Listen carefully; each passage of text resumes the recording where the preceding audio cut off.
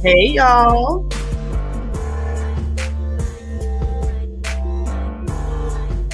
Hello. Y'all gonna kill me. Please, y'all. Please. Give me grace. Have mercy on me. I'm gonna tell y'all what happened. So look, first off, I'm glad to see you. But look, let me tell y'all what had happened.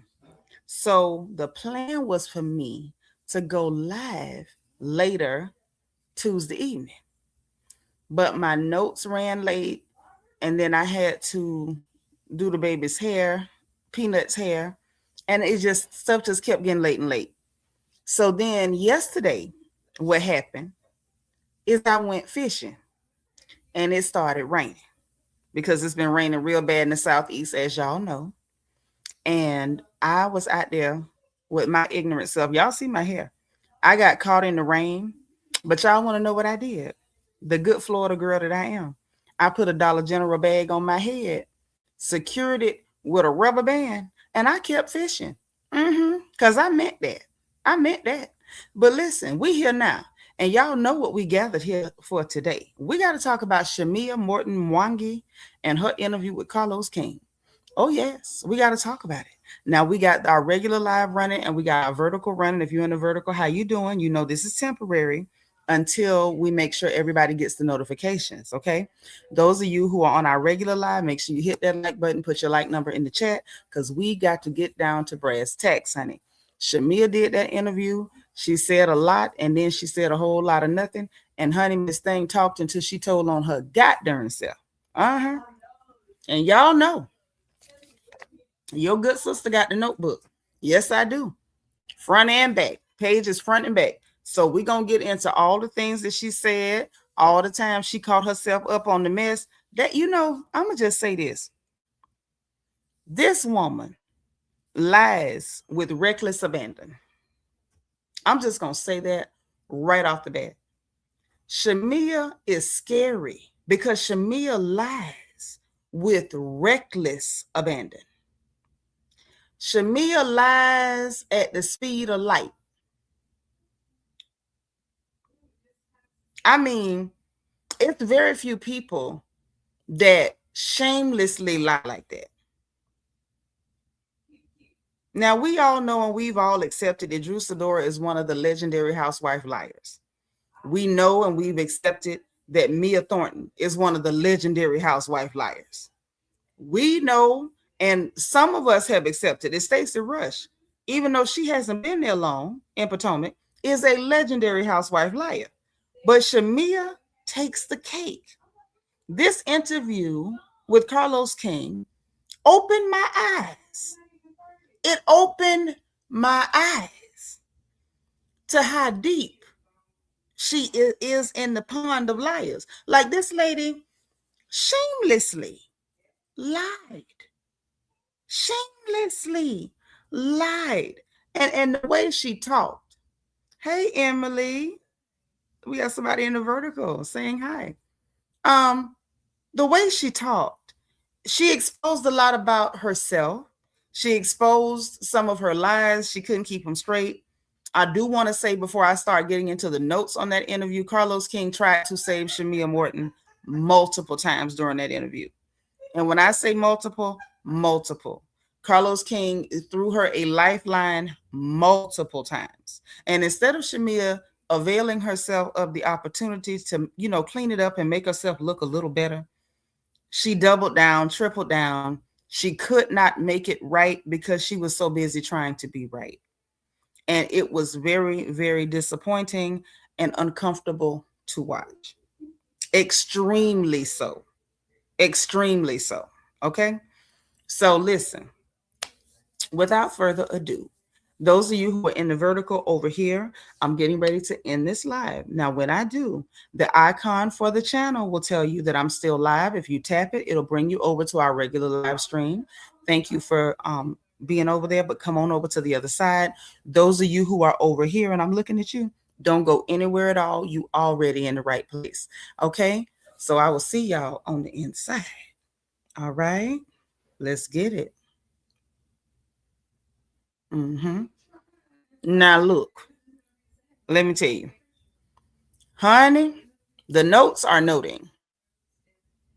Let me just tell you that. The notes are noting. And we're going to get into the notes because this girl, this lady, Shamea, she's scary. I'm just going to tell you, she is scary. She is a case of book smart, no common sense, no scruples, and I'm not sure where her morality is, but it was not on display in this interview. It absolutely was not. Let me greet who's here, and then we're going to jump right into these notes because I'm already late, and I appreciate y'all for giving me, but I had to go fishing. I'm so sorry. Okay. Bianca the Beautiful is here. Our head archangel is in the chat, keeping it safe for you and me. She's telling y'all happy Thursday. Please get your snacks and hit that like button, okay? Y'all show some love to our moderators, all of these beautiful ladies with wrenches that are keeping the chat copacetic. Y'all show some love. Hey, Miss Thelma, how you doing? Y'all make sure you hit the like button. Auntie Eva, thank you for being like number 4. Lulu's little girl is number 6. That's my sis. Tracy Lashley also hit that button at the same doggone time. And I appreciate you. I do. Who else we got up in here? Auntie Eva done made it. All right. Glad to see you. Latrice Dudley is here. How you doing? Thank you for being number 7. Innocent Instigator is in the house. Yep, you caught a live on Friday Eve. Sure did. Okay. Listen. Belicious is here. She's like number 8. Happy Thursday. Like button. Thumbs up, y'all. Put your thumbs up. Sunshine, etc. You've been waiting for it, girl. You knew I was coming. Baby, the wind and the rain was going, but you listen, y'all's big sister / auntie I wasn't coming up off it. I had a cane pole and a reel. Okay. I was out there dirty, tired, rained on, and I didn't stop. Toria, thank you for being like number 1266. Seattle, how you doing? You've been waiting. All right. Yes, the colorism claim absolutely was disgusting.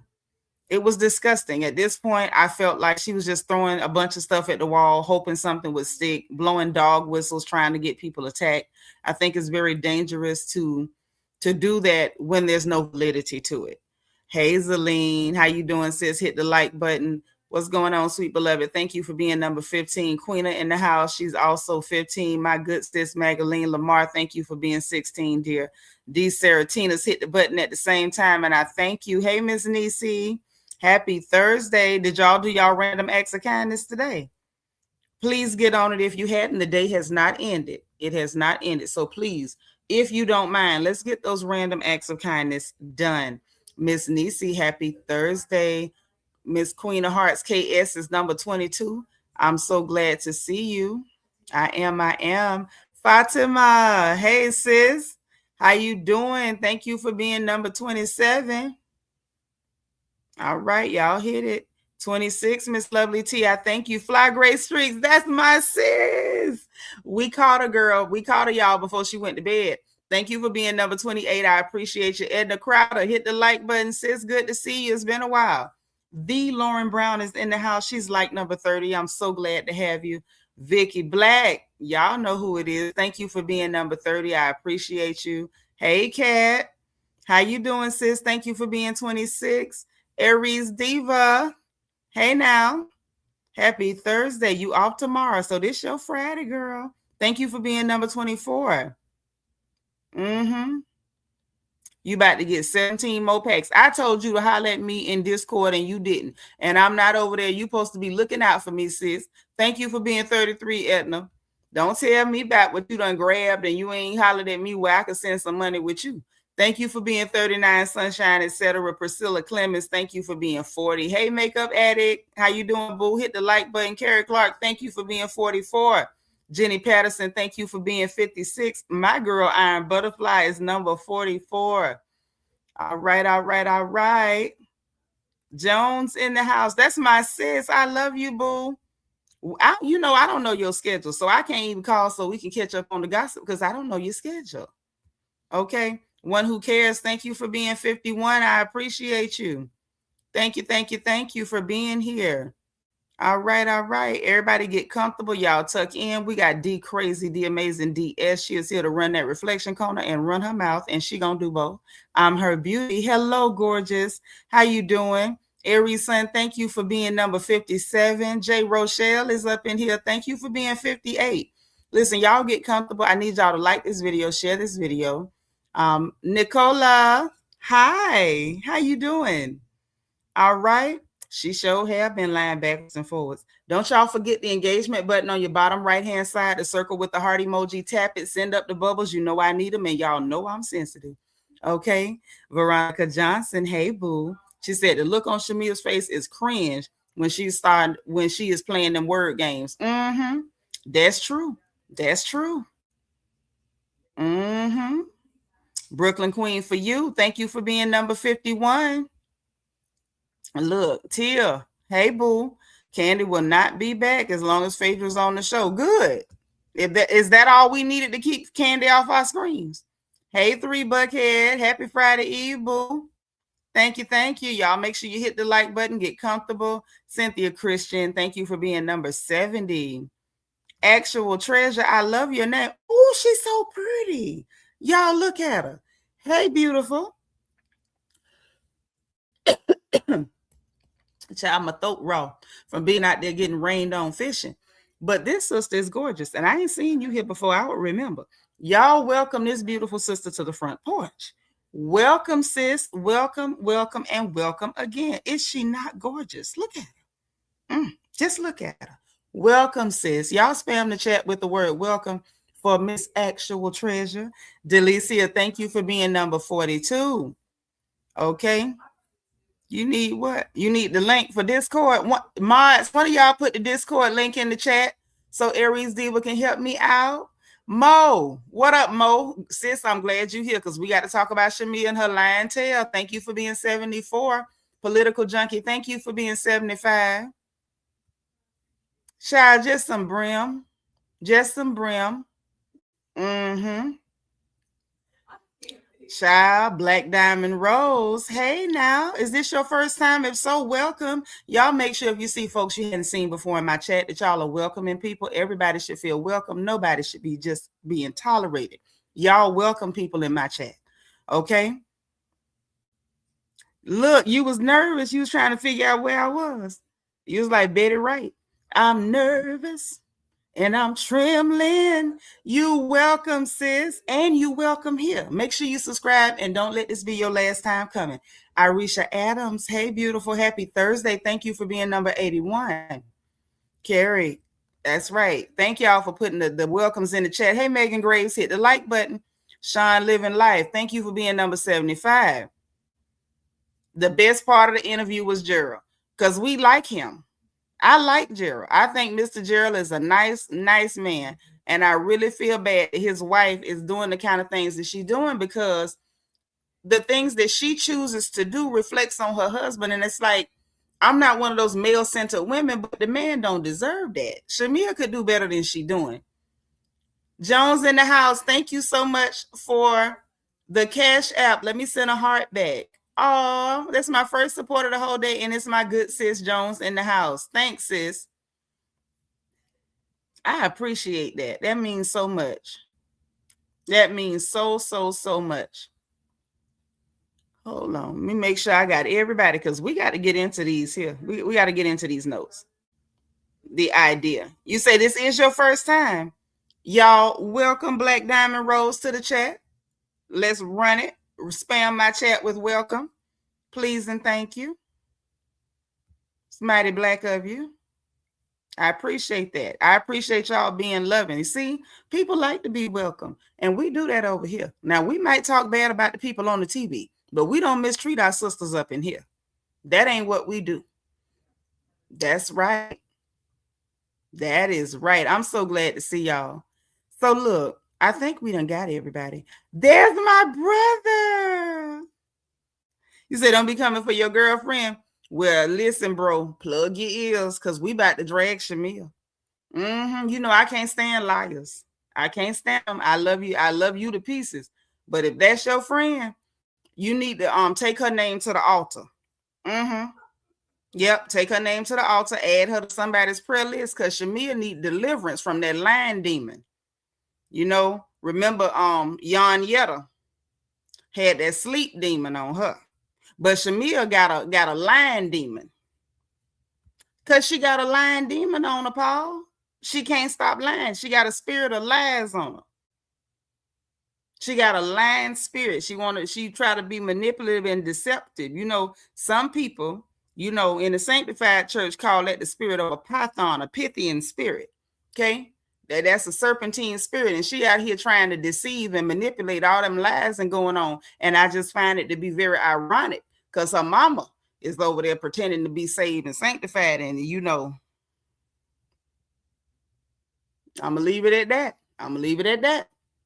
Okay, now that's all I'm gonna say. I'm gonna leave it at that, because you know I'm real careful how I talk about people old enough to be my mama. Y'all know I don't play them games. Howsoever, Shamea can get it, and she's going to. So I got the notebook. The pages are full. Shout out to Iron Butterfly, because I'm almost on the last 2 notebooks that Iron Butterfly sent me. So shout out to Iron Butterfly for going to my wish list and making sure that I had notebooks, because at the end of the day, I need the notebooks, because when these line hookers be talking, I got to keep track of what they said, because they'll tell 3 lies in under 1 minute, and I got to keep track of what they said. Innocent instigators say them be the worst ones, playing with God in church one way. Oh, yes. I love you back, boo. I love you back. Mo says Shamea slithering around in the background creating chaos. Yeah.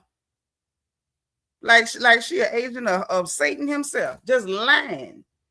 Cynthia Christian says Shamea's a liar and she has a mean spirit. She grudge for hearted.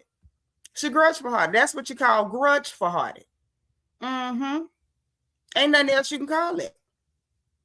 Oh, I'm her. Sent me a cash app. Let me send her a heart, babe. Thank you. It's my second support of the whole day. Say, and are we sure she's not Nigerian? Hey, she could be. We don't know. Deborah Randall is here, y'all. That means Housewife Talk is legal. We in compliance. My boo, Iron Butterfly. Without Iron Butterfly, I'd have been in trouble on the notebook. That's all I'm going to say. Listen, thank you for being like number 90. So look, if we on 90, that means that it's 56 people sitting in my house, or in my daughter's house, because I ain't home.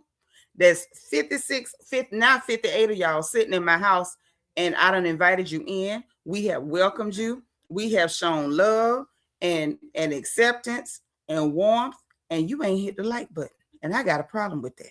Now, I'm not going to stop to do no Turkish lesson tonight, because we got to get into this here. Okay? DT, hey, boo. Yeah, we about to talk about her. We're going to talk about her. Reflection Corner, I'm going to leave it open, because I don't know what y'all going to say. I'm her beauty say her real friend group would never accept Kay. So why did she befriend her? Because she needed an alliance on that show. Jay is a gym mate. Thank you for being number 90, beautiful lady. Thank you. So look, without further ado, let's get on into it. So listen, I ain't going to do the small talk part, because I don't care about the small talk part. You hit it coming in. Thank you, Black Diamond Rose. Listen, the small talk stuff, anything you see me slide past is because what's the point? You feel me? What is the point? Ray, thank you for being number 96. How you doing? It's so good to see you. Hey, Cornelius. Hey, thank you for being number 85. I appreciate you. So we ain't going to do the small talk stuff. We're going to get into what she had to say about her situation, her cast members, and the major talking points. And I'm going to be honest with you. It's a little tough. Angie listening from dinner, y'all. Hey, Angie. You know, that's the hardest working lady in Miami-Dade County, Florida. But she's at dinner, but she's listening to us from dinner. Sis on the phone told me she has clocked in. I'm assuming she's watching from the skybox. She is one of our lovely moderators. Again, y'all make sure y'all show love to our moderators. They're here to keep the chat safe. As a rule, make sure if you do have to curse in my chat, you misspell your cuss words. While this is not Sunday school, y'all still in my house. So be a little respectful no bickering, arguing, no disrespect of your fellow chat mates, myself, or moderators will ever be tolerated. We only drag the heifers on the screen, not each other. Okay. And remember, if you got to disagree, do so respectfully. All right. Tongue and teeth fall out, kin folks don't. So let's act right. All right. So listen. Mm, mm, mm. Angela is where we started. Into the notes. So Carlos asked her straight up, the situation with Angela. Did she believe that Angela said what she said to pay her back for laughing when Portia said she better leave me alone before I sleep with her husband? Which I still say was just whole talk. I don't believe for 1 minute that Portia was interested in the granddaddy from Boondocks. While I do like Charles Oakley, because I'm an old school basketball fan, I don't watch basketball anymore because it's no longer exciting. Most of us love the enforcer. How could you not love the enforcer? But I just don't see Portia chasing the enforcer. Like it was whole talk because you know, we all remember. Let's take a quick trip down memory lane so we can make sure everything is in perspective. On the evening in question, Portia was at her birthday celebration that Drew Sidora was not invited to. Angela brought her there to antagonize Portia because Portia was not interacting with Drew. So she brought her there to crash the party, to be antagonistic. Portia was not talking to anybody. She was being very antisocial. At that moment, Angela Oakley was arguing with Britt Eady, otherwise known as Bang Bang Eady, at the table. And though, hey Teresa, thank you for like hitting the like button, baby. And instead of her to continue going back and forth with Britt Eady, I guess she didn't like that Britt Eady was eating her up a little bit. Let's just be honest. So she abandoned the argument she was having with Britt Eady and she started to personally antagonize Portia, which is where the comment came from about the people husbands and all that. Portia wasn't even talking. So it was weird that you're at a dinner where y'all are celebrating Portia's birthday. Portia's completely quiet, not saying a thing, clearly attitudinal, clearly not being social, and you're arguing with somebody else and decide to randomly turn around and start attacking her about Simon, who she was married to and is now at that time was divorcing. It was weird. So you steady with the woman husband. Of course, she had a little whole talk like, you better leave me alone before I mess with your husband, because that's what y'all keep saying. Messing with people husband. So, you know, I felt like, and I said last year, she was literally dragging the whole, she want to sleep with my husband. She said she gonna sleep with my husband. She threatened to sleep with my husband. She didn't threaten to sleep with your husband. She wasn't even talking to you. She was talking about you because you was harassing her about sleeping with people's husband. Simple. It's as simple as that. So Carlos wanted to know if she believed that's why Angela did what she did. And she says possibly, I can't say why. I'm going to say straight up, no, that ain't the reason, because Angela couldn't have been thinking that, because Angela knew that Portia didn't mean she really wanted her husband. She's not a stupid woman, so she's not that dumb. Number two, when Angela decided to pull Shamea to the side, how dare you laugh at that? It was, well, listen, you don't have to announce your departure, honey. Just go ahead and get up out of here. Go to hell if you don't pray. Y'all block this idiot so they don't never come back no more. But the thing is, when she did that to Shamea, it wasn't because Shamea laughed at what Portia said and she felt like it was such a danger. It was because, Shamea, you came to me to get me on a bandwagon to help attack Portia, and now you sitting up grinning in her face when she talking trash about me because I'm poking with her. And to be honest, I don't like the idea. I don't care for the idea that they were trying to, you know, do what they were doing. But I think from Angela's point of view, at least last season, it was a matter of, how dare you laugh and kiki with her when she's going back at me because I attacked her for no reason. You wanted me to attack her. You came to me for me to jump on the bandwagon to attack this girl. Now, when I'm attacking her, how dare you sit up and kiki with her when she's upset and saying stuff like that? Hey, Monique Austin, welcome. Listen, anybody watching, if this is your first time with us, please put FTL for first time live. so we can welcome you personally and individually, because we are happy to have you here. Monique, welcome, honey. If it's your first time, welcome. If it's not your first time, then welcome back. But please let us know so that we can welcome you in the chat. Also, quick disclaimer: if you're somebody like that person who came in here missing 3 or 4 chromosomes, I don't tolerate any kind of disrespect, not direct, indirect, aggressive, or passive aggressive. I will cut you down right where you are, because I will always respect you. But if you disrespect me, I'm going to teach you a master class, okay? So let's all be sweet in my chat. So when Carlos asked Shamea that, she said, oh, y'all, it's Monique's first time. Y'all know what to do. Spam the chat with the word welcome. Welcome, Monique. Look at her cheekbones. All right. I love a girl with cheekbones. Y'all type welcome. I'm going to go ahead and put welcome. I don't know how to pronounce this. Sakai is also new. So welcome, Sakai, and welcome, Monique. Welcome to these beautiful ladies. Let me type my welcome in the chat as well. So for Shamea to say she's not sure, it's giving lazy. You didn't want to give it any thought. And I think you also didn't want to acknowledge that you were indeed trying to form an alliance. And at this point, I do believe that she's taking cues from Candy. I'm gonna just be honest. I do believe and I didn't want to believe that. Y'all know, y'all were telling me that last season. Y'all told me again, this season.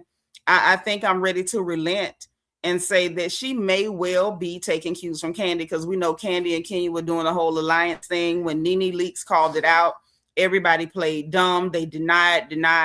And then, we find out that that's exactly what was going down. So the fact that Shamea is trying for a second season to have an alliance, even with K Michelle, even though we can see that you don't really dig K like that.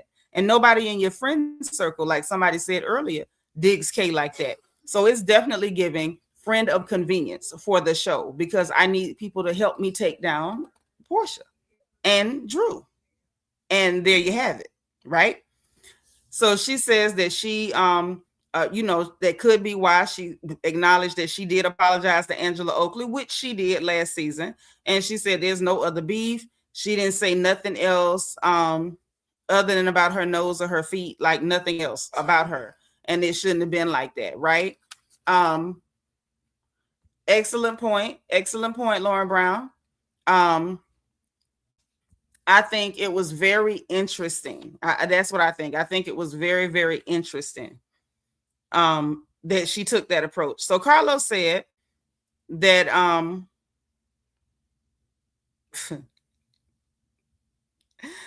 hey. Okay, anyway, I sometimes my own notes crack me up. I'm sorry.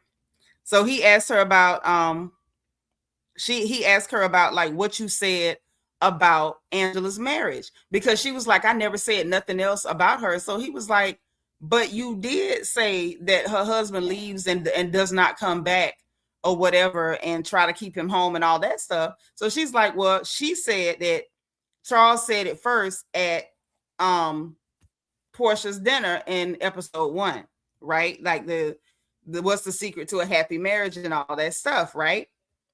And so she said that I was just repeating what he said because he said it. Mind you, a husband making a husband joke, that's like the men who say, when they ask them, how do you keep your home happy? I just tell her she right about everything. Do you think those men are legit telling their wives they're right about everything? Absolutely not.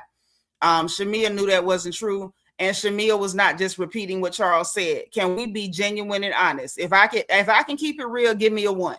If y'all want me to, gloss over it, give me a 3. But if I can be real, give me a 1, because I feel like we need to be real here. Shamea at no point was just repeating what Charles Oakley said. She was not. Her and Angela were going, thank y'all for the ones, Auntie Eva and Black Diamond Rose, Aries. Thank y'all. I see the ones. They were going back and forth. It was about Angela and it was about, hey, Lyrics Mom, it was about Angela and it was about Shamea. That's all it was. It was woman versus woman. It was, Barbara, this is Shirley. It was woman to woman. Okay? That's what it was. Shamea took it from woman to woman and brought the husbands into it. Woman to woman. And then brought the husbands into it. And what I find to be unpleasant, and borderline disgusting is the fact that now she's saying that Angela's the one that came for her marriage when Angela didn't go after your marriage. Angela, if we're going to be honest, Angela kept it at woman to woman.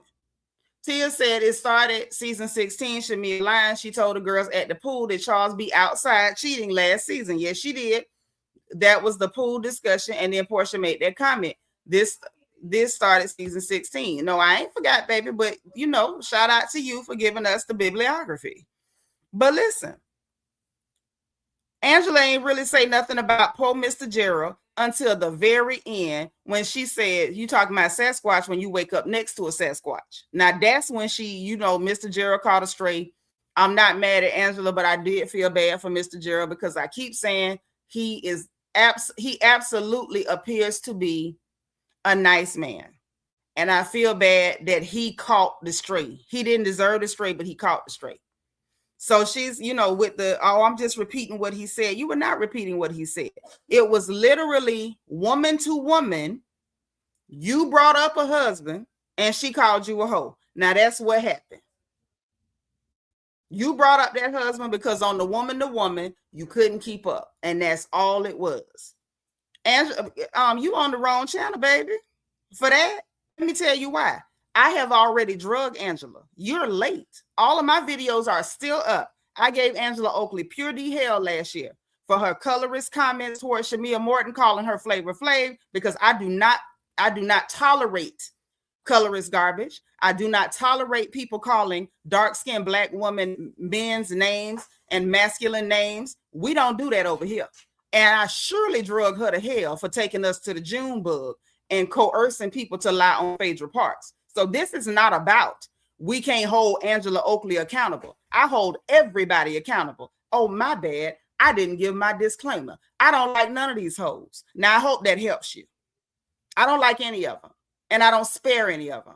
When you're wrong, I'm going for the jugular. And if you're right, I'm going to call it straight down the middle. I don't have any favorites. The last housewife I liked was Nene Leakes, and she gone. So you have nothing to fear here. Okay? But welcome. You didn't even say hello, ain't put your like number in the chat, but jump in the chat to talk about holding Angela accountable. What the hell is we holding her accountable for? Don't get shy now. But that's the bottom line. They were going woman to woman. Shamea couldn't keep up, so she tried to take the cheap shot at Angela's husband. And in return, Angela returned volley by calling her a hoe. Now that's what took place at that table. If you can talk about that woman husband, she can call you a hoe. Turnabout is fair play in my book.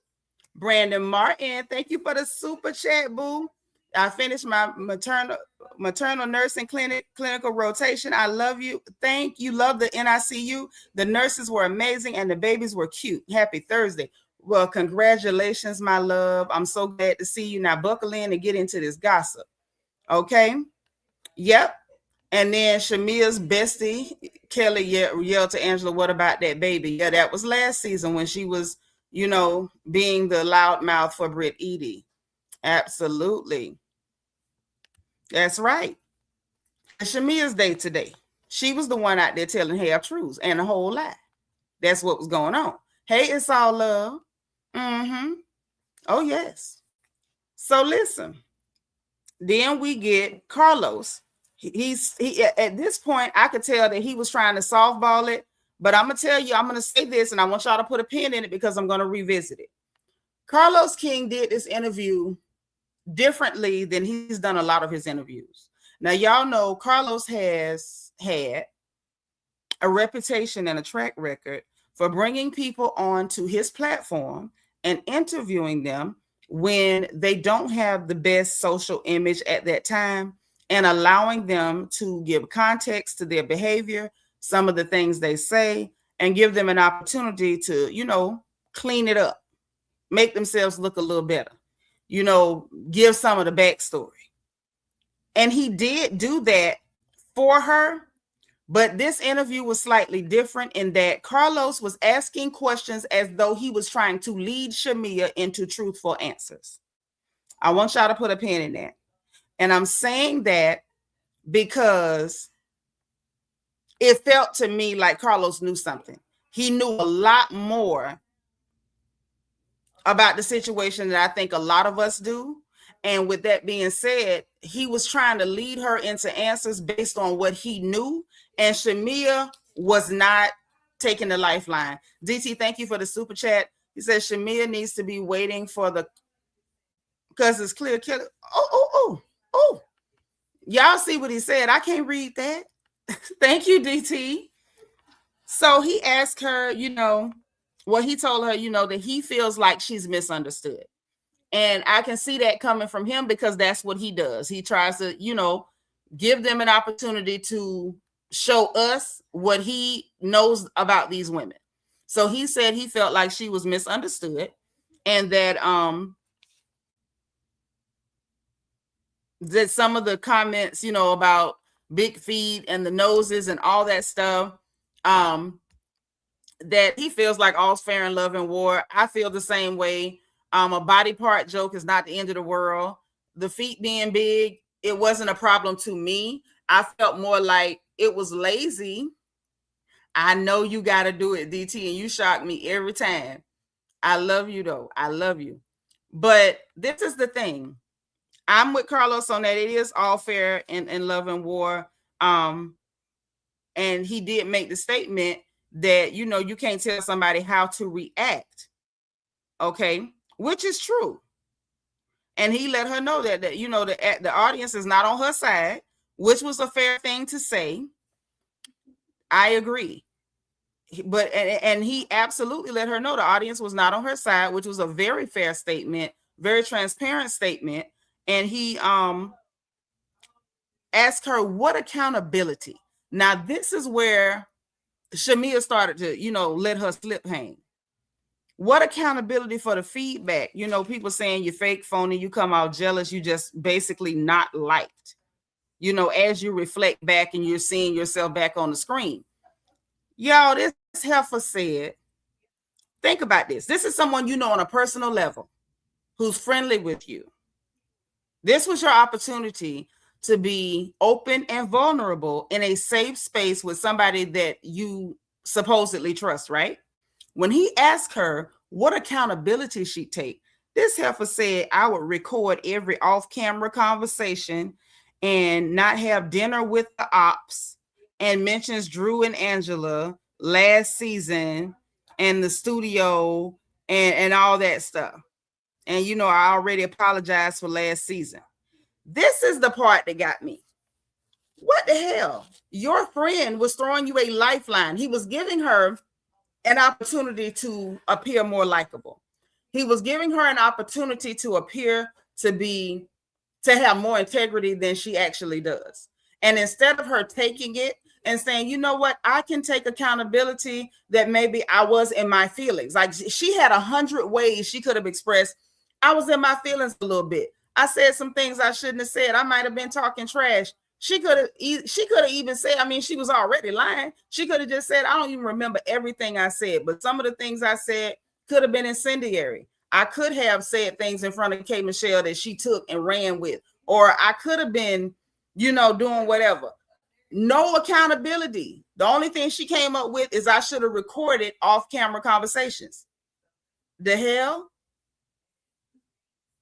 Because that's not your problem. People are not disliking you because you didn't have recordings of off-camera conversations. It's because of what they see you do on camera. So I was like, okay, yeah, Shamea is letting her slip hang all the way down. Right, makeup addict, don't save her.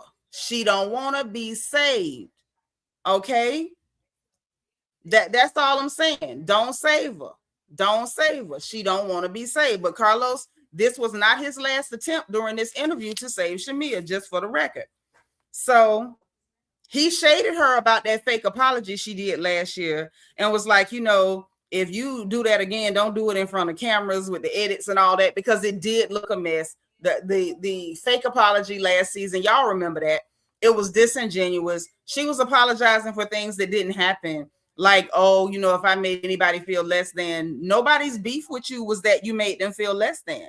Their beef with you was that you were trying to form an alliance against your friend while pretending to be her friend, while telling them stories about your friend and then getting mad when they repeated what you said about your friend. That is what the issue was. Nobody said, oh, Shamea is trying to make us feel less than, or, oh, we feel inferior around. Nobody said it. Nobody even behaved that way. They were annoyed with your behavior.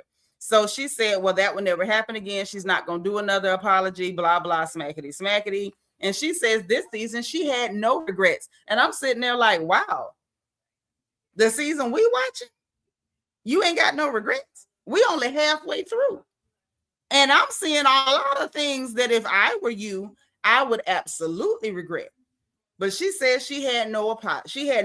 She's not going to apologize again. And she said that this season she ain't got no regrets. So then he, and she was talking about the fact that, they called her a lapdog last season and it spilled over into this season. She's still talking about the Angela and Drew of it all. And I feel like this interview let me know just how much it bothered her that Angela and Drew did not. Lord DS say she need to regret some of them outfit choices. Amen. Amen. Maybe she did. Maybe that's why she's picking outfits that look like one of her castmates now.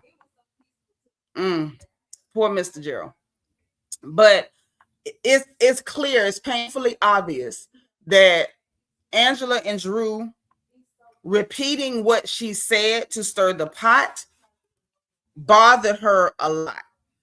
She didn't want them to repeat nothing she said about Portia. She wanted them to take that, be on her side, be team Shamea, and help dogpile on her friend. She wanted to kick her friend while she was down, and it's given that ain't much. That ain't really your friend. So Carlos got into the Portia segment. I'll be honest, I didn't understand where he was going with this because I feel like we have beat this dead horse. We have overflogged the Portia, of it all. And I think it's weird. It's weird to me, and it's odd to watch Shamea do all, interviews and appearances and podcasts, and Portia's the topic. And you see the weird juxtaposition when Portia's, talking and doing things. We don't hear her talk about Shamea like that at all. She almost avoids it. Actual Treasure says Shamea, Kelly, and Kay can go after this season. They can really go tonight. Do not pass go. Do not collect $200. And I concur. Sincere says, hey, Sincere, Shamea told a lot of lies. She badmouths Portia every chance she get with Candy, Toya, etc. That's why they shaded with her. I agree, Sincere. If this your first time, welcome, honey. Y'all make sure y'all hitting the like button for me. So he asked her, when did you meet her? This is where the story gets messy again, because this ain't what we've been told. I'm not crazy. Hey, New Deal, New Me. There's no way in hell that Shamea sat there and act like we have not all heard the story they've been telling about how they know each other and knew each other. Belicious says the Portia segment was eye-opening to me. Shows Shamea motive to get on the show, even when her bestie asked her to find her own thing. This was hers, find your own, and she befriended Candy. True talk. Absolutely cursive. The fancy kind with all the swirls. Veronica, oh my bad. Let me get out y'all conversation. So she said 6th grade, they was friends through the mamas, so they became friends. She didn't want to talk about the mamas. They talked about the dynamic as he asked her about their dynamic as friends. She said that, middle school, they were friends. And in high school, Portia had her own friend group and she had her own friend group. And they separated when she went off to school. And I believe they said Portia went to school, but didn't finish school. I think that's what we covered a few weeks back. And they reconnected right before Portia married Cordell.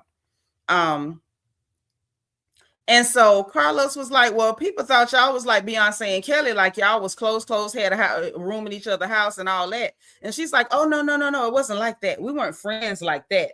And so when you see people start to downplay the friendship that they said was like, you know, the closest, y'all thick as thieves, that's your ace boon coon. Now you downplaying it. Oh, no, it wasn't like that, you know. And he was trying to figure out when y'all became besties. Oh, it was after her divorce with Cordell. That's when we became besties. It was only then. And, you know, I think Portia hung out with my sister Glenda more than me because, see, I was lame and I was always in the house and I played with dolls longer than I should have. And so I'm watching. Y'all know I watch with my eyes and my ears, and I'm paying attention. I'm paying attention to the fact that you trying to paint yourself as you was just this innocent little flower who was in the house. And Portia was out there wilding, you know, she was hanging with your older sister, even though y'all the same age. She was hanging with the older girls, and you was just in the house, and you was just so naive for your age that you was still playing with dolls. I said, oh, wow, you're interesting. You're an interesting character. So it gets worse from there. Then she's like, oh, I went to school. I'm a psychology and sociology major, which... okay.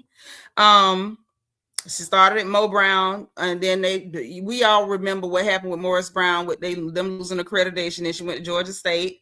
Never worked in the psych field, like a lot of people who are, you know, psychology majors, like a lot of people. You know, that's why I'm like, you know, okay. Never worked in the field. She said that she was an extra on Drumline and the check was really good, and that's what paid for school. I said, that's nice. I like to hear stories like that to give young people ideas. Y'all can do things. Hey, Anna. Yeah, she gives immature, and I think it's because of, you know, Arrested Development, because her mama's so full of crap. You know, when you spend your time not having a real identity of your own, and everything about your personality is borrowed from whoever happens to be around you, you don't develop normally. You don't develop the way you should. And I feel like Miss Sarah failed Shamea. She failed her. Hey, Dr. J. I feel like, hey, Symmetry. I feel like Sarah failed Shamea. When you see your child not being themselves and mimicking other people, you're supposed to step in. I don't care if you have to get them therapy, sit them down, talk to them, get them to express what is it that you want to do? What do you want to be? You know, how do you see yourself? Not how do you see yourself in relation to other people? You spend all your time trying to be other people, and you're just kind of like absorbing who happens to be around you. Of course, your development is arrested. Of course, she acts immature. Because Shamea behaves very immature. It's very weird. Her behavior is weird and it's off-putting. And she's not, hey, Georgia Peach, and she's not getting it because she's still trying to mimic. I would go so far as to say we've seen glimpses of Shamea's personality, but we don't know who the real Shamea is. Lady Rowe, thank you for being 131. We don't know the real Shamea. We haven't met her. We haven't met her. I don't know her. Mo Walker said that's why everyone becomes her best friend. I can believe it. I can believe it. Sincere say Shamea's mom mimicked Portia's mom. Black Diamond Rose said that scene with her parents and sister said to me, they know Shamea's a liar and a mess starter. Hey, sometimes being messy runs in the family. That's all I'm saying. That's all I'm going to say about that. But anywho, so she said that, and you told us about all the stuff with the drumline check paid for school. She said she signed the Universal Records out of high school. They talked about the girl group stuff, being Tika Sumpter's understudy, and she claimed she didn't know Portia had even auditioned for that group until Carrie Hilton talked about it on that podcast. And I'm like, okay, a lot of fluff, a lot of blah, blah. But what I did pick up from that fluff and that blah, blah, that she wanted to tell us about herself, right? Because she's like, you know, people keep saying, I want to be famous. And you do want to be famous. You did all of those things because you were hoping to be famous. That is what I did pick up. That is the exact same hairstyle that Portia had. That's why, I was trying not to keep talking about Portia, but that's why I said she's now mimicking the style of another castmate. We have not met the real Shamea. We've not met the real Shamea. To be sincere, I'm not sure that I want to at this point. She seems exhausting. But it says that she wanted to be famous. You were in an extra of a movie, but you weren't the star. You ain't Tika Sumpter, but you could be her understudy. You are not a big name in dance, but you were on the dance team. You got in a girl group, but it didn't go nowhere. You signed to Universal Records, but we ain't seen no album. It's like everything about Shamea's life was, I want to be seen, I want to be famous, and let me make it clear, I don't see anything wrong with that. That's nothing that I wanted for my life. But if somebody wants that, or a young person wants that as a parent, why not? As long as you're keeping your kids safe, I think it's perfectly cool. It's perfectly cool, right? But Shamea's not ready to admit that you wanted to be famous. Like, oh yeah, she's talking like, yeah, I've been that girl. You were not that girl. You were the girl attempting to be that girl. You were the girl putting in the work to be that girl. And there's nothing wrong with that. Let's be very clear and very honest. Just because I'm calling it what it is does not mean that I think it's bad, but I do think she needs to go talk to the lady. You put in the work. You had the dream. You did what you felt like were all the right things to put you in position. And I think what happened was she saw Portia get it without doing all the right things. She saw Portia get it without going to school and sticking in and finishing. She saw Portia get it after she didn't get into the girl group, because she ain't gonna convince me that she didn't know Portia audition. Of course she knew, right? She just playing dumb. She saw Portia get it without being signed to Universal Records out of high school. So you did all of the things, you took all of the steps, and then you see someone else who has not done all the right things and all of the things and taken all of the steps and had all of the almost but not quite and all of the close but no cigar. But she managed to get famous by going on a reality show. That is what I'm seeing. See, Cynthia thinks Shamea wants to be Portia in her opinion. I'm going to be honest with y'all. Can I be honest with y'all? Give me my ones if I can keep it real. And if you're in a hurry, we'll see you on the replay, because I'm just going to say what I want to say about this. I don't believe that Shamea wants to be Portia.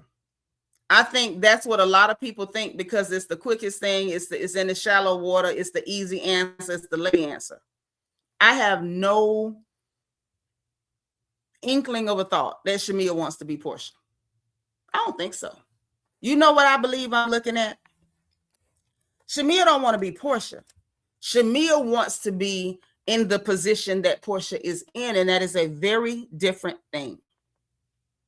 That's a very different thing. When we see the mimicry, it's not because she wants to be her. It's because I've done all the right things to be in the position, and it didn't happen for me.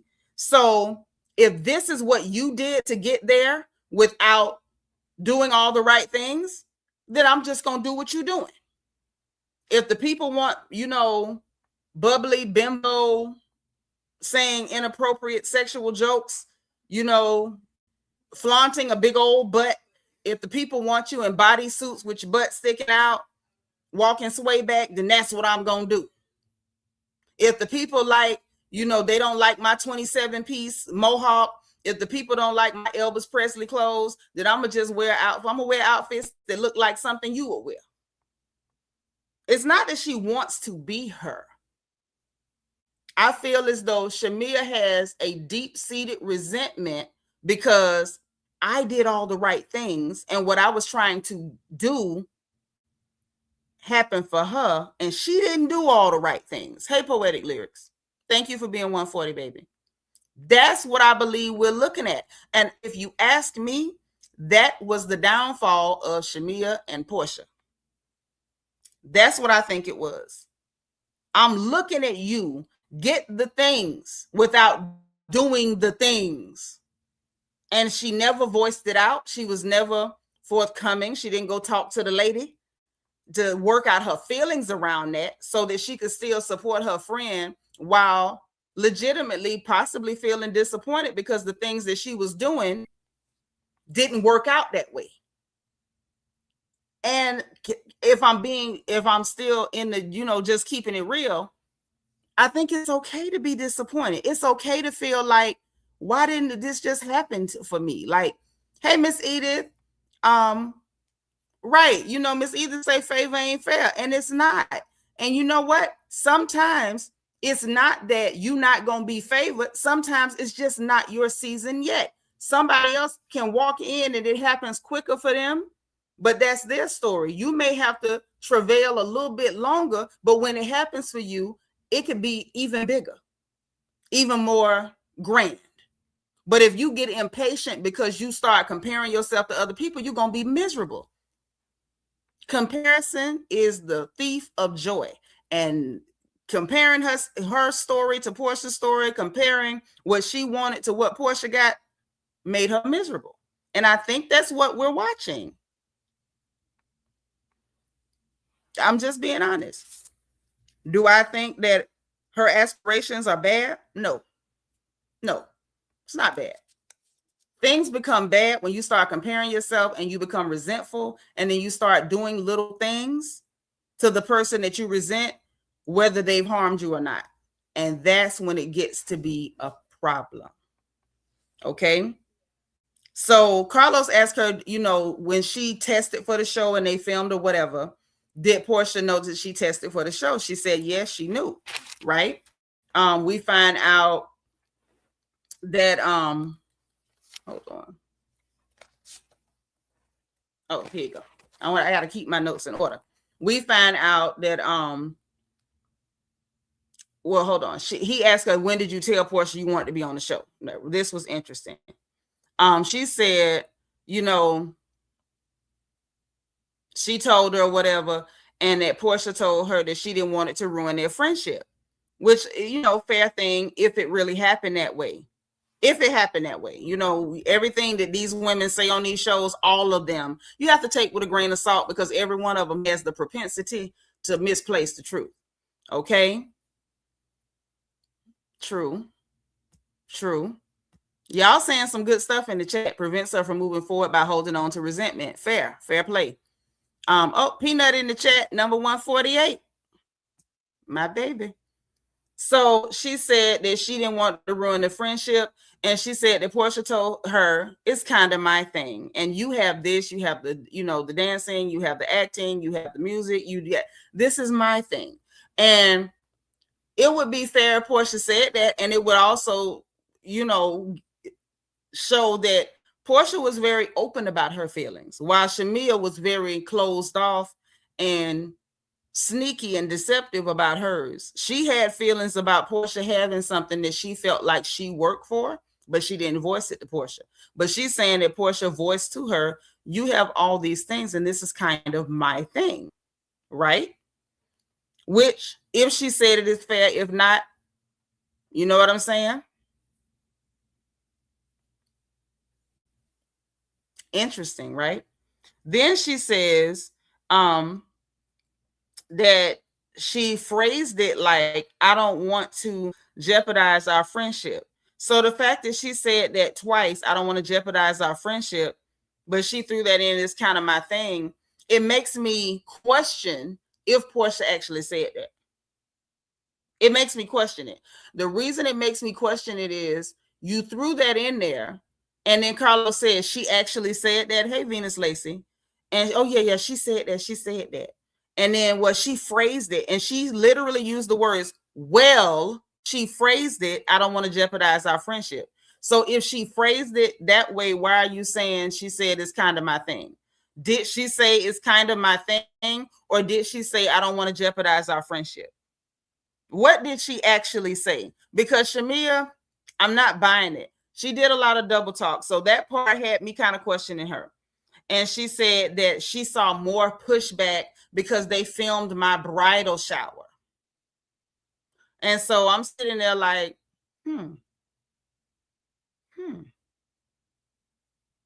it's giving, oh, I was getting too much attention, and see, she didn't want me to have attention. She wanted the attention on her. See, what she was trying to do at this point in the interview, in my opinion, was craft the narrative that Portia just didn't want me to shine.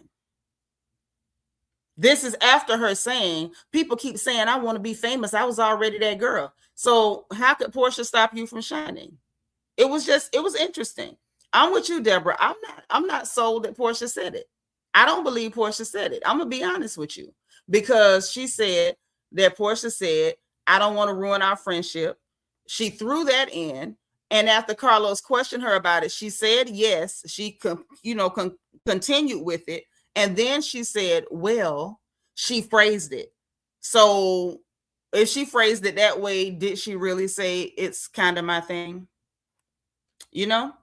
So anyway, she said when they filmed her bridal shower, she got more pullback from Portia, like Portia pulled back from her. So she said, and she said that, we even argued.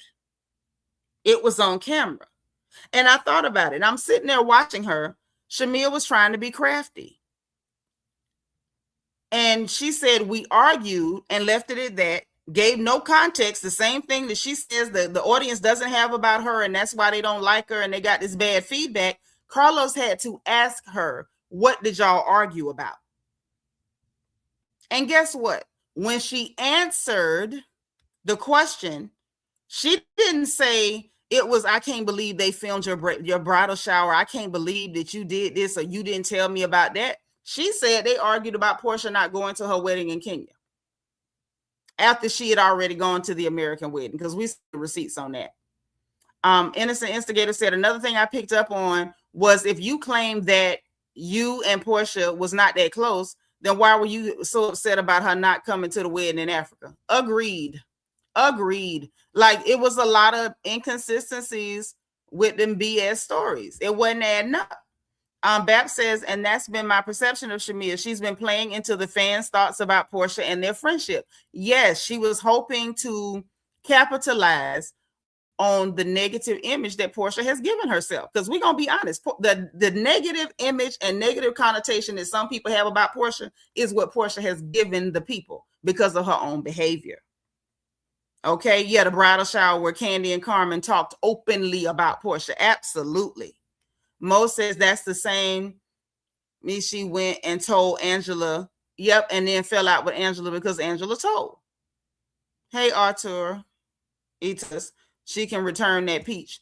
I mean, if she keep it, God bless her. That's all I can say. God bless her. Okay.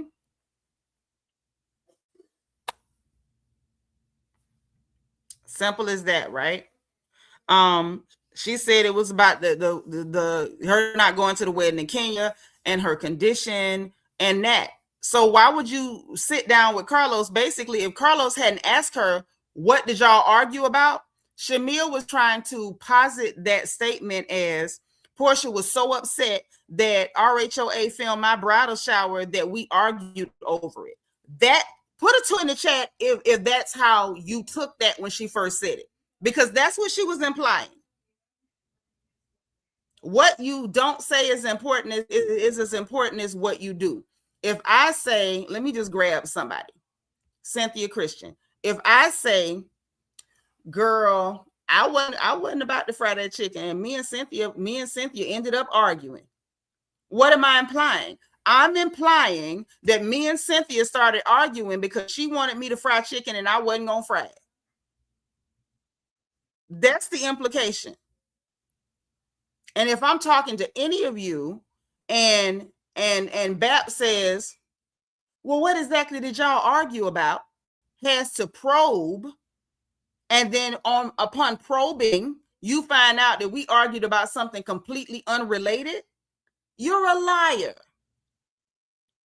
Shamea was really trying to be crafty, and it's a sad, sad thing. It's very sad. So anyway, we found out what it was, and it wasn't that, and I was hurt because she wasn't coming to the wedding, and it went to hell. And then of course her sitting with Sheree and Phaedra and made those allegations, and I had to stop again. Shamea, you're still trying to craft the narrative. Shamea was still trying to craft a narrative like we didn't all watch. She sat with Sheree and Phaedra and made allegations. You're not saying she sat there while Sheree and Phaedra made allegations. You said she sat with Sheree and Phaedra and made allegations. That's not what happened. Phaedra made allegations. Hello, good night. Phaedra made allegations. And I said, wow. Mind you, the person who made allegations, you invited them to your husband's birthday party. Your husband's dry birthday party. Interesting, right? But you still, digging up all this stuff from 11 years ago to justify your less than glorious behavior now. Interesting, right? So I peeped that. She said that she had no beef with her. I thought we were cool. You didn't have beef with her. She didn't make no allegations against you. Phaedra made allegations against you. Phaedra made allegations against you. And so Carlos said, well, did you have anything going on with Candy? And she says no. She said, if anything, Portia was the one asking me about stuff and trying to introduce me to stuff and asking me if I ever went with a girl. And so you're still trying to paint the picture that you're just this innocent lily of the valley who has never done anything, and you just as pure as the driven snow. And Portia is this, this sapphire trope. She's the Jezebel. She's the bad one. I'm the good one. Shamea, when you're good, you ain't got to sell it for them, baby. When you're good, you don't have to sell it. You don't have to sell it. People with good character don't have to wear a t-shirt that says so. You don't. It shows. It shines. And dare I say, whatever it is that Portia is, she ain't exactly hiding it. I ain't going to go into that. We're not dragging the Black Mamba today, so we're going to let her live. But I was like, I see you. Jay Rochelle say Shamea ain't like Portia for a long time. She sure hasn't. She sure hasn't. Candy came out years ago. Y'all don't remember Candy did that Pride photo shoot about 5 years ago? Candy keep coming out over and over like it's new information. Girl, we know about you. Georgia Pete says she hates Portia, has moved on with nothing to say. Their past is that with her. And it's eating her up. Absolutely. Absolutely. That's what's going on. That's what's going on. So she said that, and she tells Carlos, I watch lesbian, cornucopia movies and all that. And I'm like, who the hell needed to hear that? She's still trying to make weird sexual jokes, but simultaneously trying to present herself as, pure as the driven snow and an innocent little, innocent white moonlight, green tea, who's so naive and so, fresh, who knows nothing about the world. But then you, in the next breath, I watch lesbian cornucopia movies. Like, girl, stop. Okay.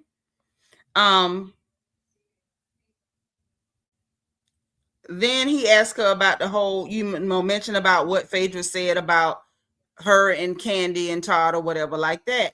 And I'm glad I am glad, but also I thought it was very skillful the way that Carlos redirected that to what Phaedra said, making it very clear. We're not going to start no new narratives on my platform that Portia said and made allegations about you.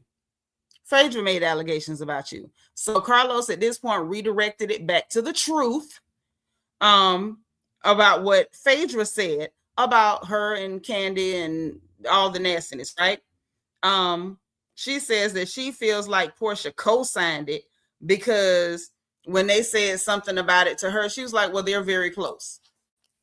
She could have been being funny or whatever. I don't know. Y'all know I don't really, take up. I don't go up for the Black Mamba like that, because we've seen that Portia is the Black Mamba. But that's what she felt. She felt like her saying, well, they're very close is a cosign. And she got a right to feel that way if she want to feel that way. And she said that she was very hurt, and that could have ruined her engagement to Mr. Gerald. And nobody has me on camera and all this stuff. And she said, on camera, you only see me defending Portia. And that's why I got called a lapdog, because I was defending Portia. And she said that when she asked Portia about, why did you say, oh, y'all, they're very close, that Portia told her, we didn't know we was being filmed. And she could have been playing around. She could have been serious. Who knows with the Black Mamba, with Portia. For those of you all who are new, I do refer to Portia as the Black Mamba, because she's a reptile. She will bite you. But she said, she told her they didn't know they was being filmed. So he's asked her about the lesbian thing with Candy and Portia, and that she co-signed too. You co-signed the stuff that was being said about Portia. And her response basically was a very childish, very childlike response, like basically, oh, she did it to me first. So Carlos was like, but this happened in the exact same season, and y'all don't get the episodes until like a week before they come out or something to that effect. So did Candy give you the heads up? Shamea says, no, Candy didn't give me the heads up, or you hadn't heard nothing from nobody. Mind you, Candy was not at that table with Portia, Sheree, and Phaedra. Or did somebody give you the heads up? So Candy didn't give her the heads up. Nobody gave her the heads up. Hey, Tom G, I don't know. But, and you right, Monique, you ain't wrong. But she said, no, that nobody gave me the heads up. And so she said, well, and so Carlos was like, so when you did what you did, making the face and all that, which was the same passive aggressive stuff that Portia did, why didn't you say something? Why were you just sitting there like it was whatever? She said, well, I didn't defend it because, it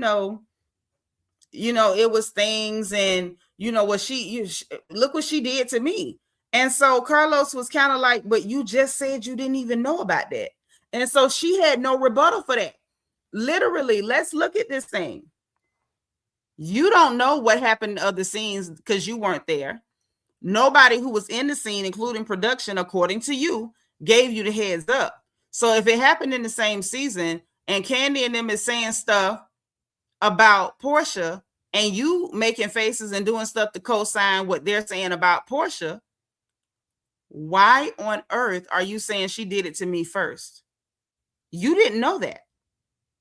You did not know that. Yes, Bap lied 3 times in 3 minutes. Hell, under 3 minutes. Under 3. You didn't even know it, but you're using that as your excuse for doing what you claim Portia did. Y'all are the same person. And it was wild to watch you try to justify the exact same behavior. If it wasn't serious when you did it, it shouldn't have been serious when she did it. And you can't call it getting your lick back if you never knew you got hit in the first place. And I agree. Carlos absolutely called it out very nicely, nice and smooth. And he redirected it, tried to give her a way to, kind of smooth it out, redirect what she said, maybe rephrase it. She didn't even take it. She was not smart enough to even take it. Shamea tongue was double dribbling and she got caught in that lie. Baby, she was traveling. Y'all like this video? Yeah, Carlos wasn't going, and it was crazy watching him do this interview because I felt like at every turn, Carlos was trying to lead Shamea into a truthful response, and it was not working. It wasn't working. He made a valiant effort, but it was an epic fail. 3 Buckhead said, imagine how she's going to be at the reunion if she's like this with Carlos. All I can do is watch and take notes because, baby, we in for a show.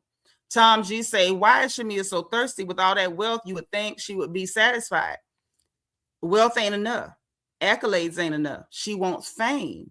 And at this point, it's giving her resentment for Portia has reached an epic level where she doesn't just want fame. She wants fame, but she wants Portia to lose fame simultaneously. And it's not happening for her.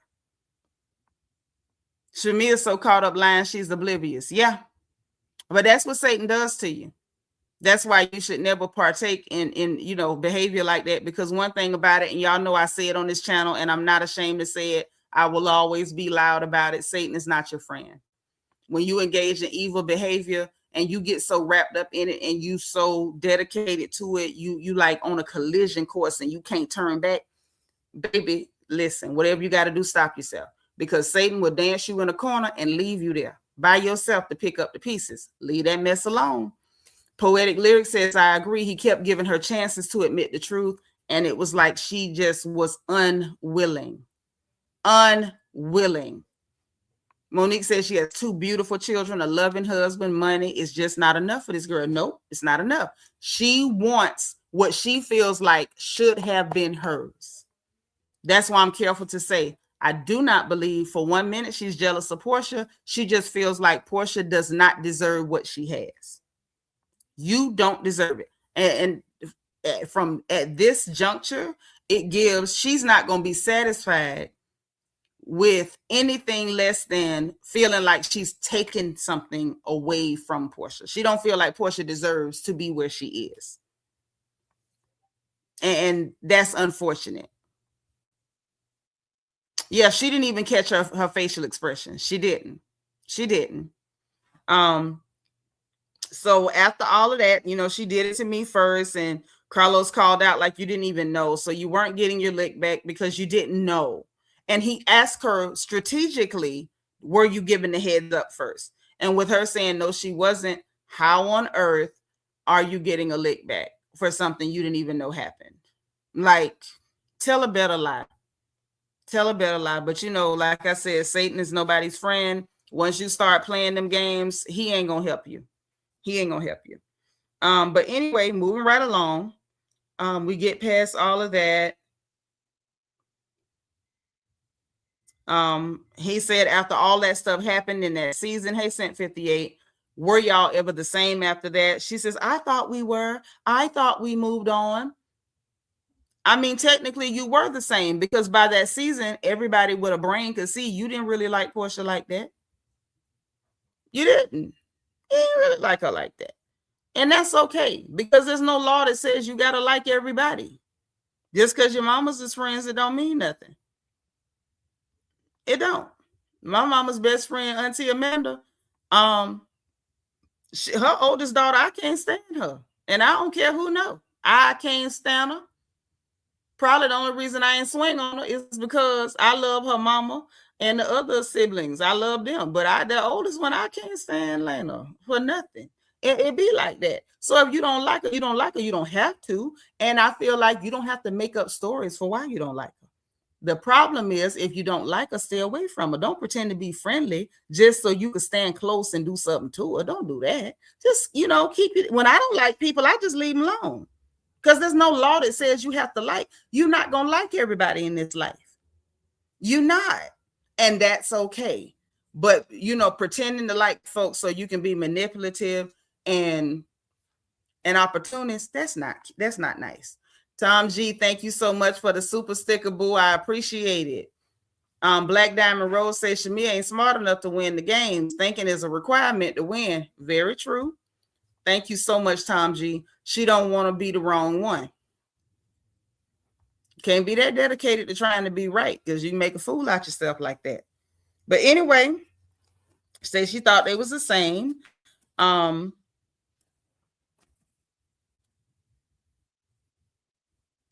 The season 16, he mentioned that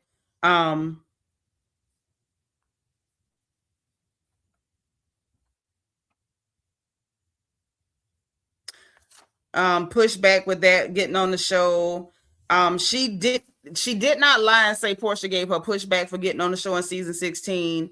But she did not acknowledge what we saw the evidence of, that Portia sent her flowers. Portia did celebrate her being on the show. And I think that she did not do that because she remembers just last season that she told Angela and Drew. Now, I know she's mad at them now because they repeated what she said, but just last season you were telling people Portia didn't congratulate you. She was mad because you was on the show. We saw the scene with her and Portia at the restaurant. Oh, it don't feel good now that I'm on. I can tell my side and I'm on the show. You were saying that stuff. So when Carlos asked her, did she get it? Did she get any pushback from Portia? She didn't say she didn't, but she absolutely did not acknowledge, like, no, I didn't get no pushback from Portia. Portia actually sent me flowers to celebrate me being on the show, and I made a whole Instagram video reel or whatever y'all call it, dancing around showing the world the flowers that Portia sent her to congratulate her for getting her peach. She didn't do any of that. So it was clear that not only did she come there to tell a lie, she came there to further a narrative or to try to sell this narrative. And I was just like, wow, interesting, right? That's all I'm saying. So I talked about testing, that, the testing that they do to get them on the show, that she had to do her video or her filming with her family, her sister, her mama, because Gerald left because he don't really like the cameras. He left during the test. He asked how she felt about it, and about him not really wanting to do it, and people talking about the fact that Gerald really ain't here for this show business like that. And she said, yeah, it made her feel a little bad or whatever, but she understands that he's shy and he doesn't like the camera.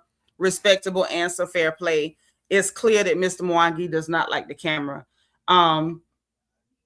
Then she starts talking about that, I was going to walk away from the show several times. It's hard and this and that. And Jared told me, don't let, why leave it, but this is not glamorous for him. This is hard, but he told her don't leave.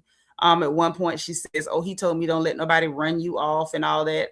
That's not even phrasing that those people across the water use. That's Negro speak. That's an idiom from Black American dialect. I've never heard an East or West African or South African, for that matter, use the term, don't let nobody run you off. Put a 6 in the chat if y'all know what I'm talking about. There are certain cliches, idioms, and figures of speech that are particular to Black Americans, and that's one of them. So I found it to be very disingenuous and, again, dishonest, pretending that man said something he didn't say. That man ain't said that. He ain't said that. Thank y'all for the 6s. Y'all put a few of them in the chat, a few of those little phrases and idioms from our people that when you hear it, it's one of our people talking. If anybody told Shamea, don't let nobody run you off, it was your mama, your sister, or maybe you told yourself. But it sure wasn't that man from East Africa. It wasn't him. What next, Shamea? You gonna tell us that he said, child, when you dig one ditch, you better dig two? Next, are you gonna tell us that he said, well, what don't come out in the wash, come out in the rinse? What next? What next? See, these are people that tell lies with reckless abandon and use no intelligence when doing so. Mo and Monique laughing at me, but y'all know I'm telling the truth.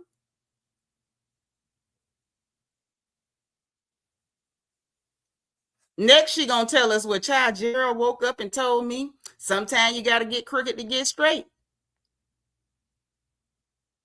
Last week, he said tough titty, but the milk still sweet. Use a lie.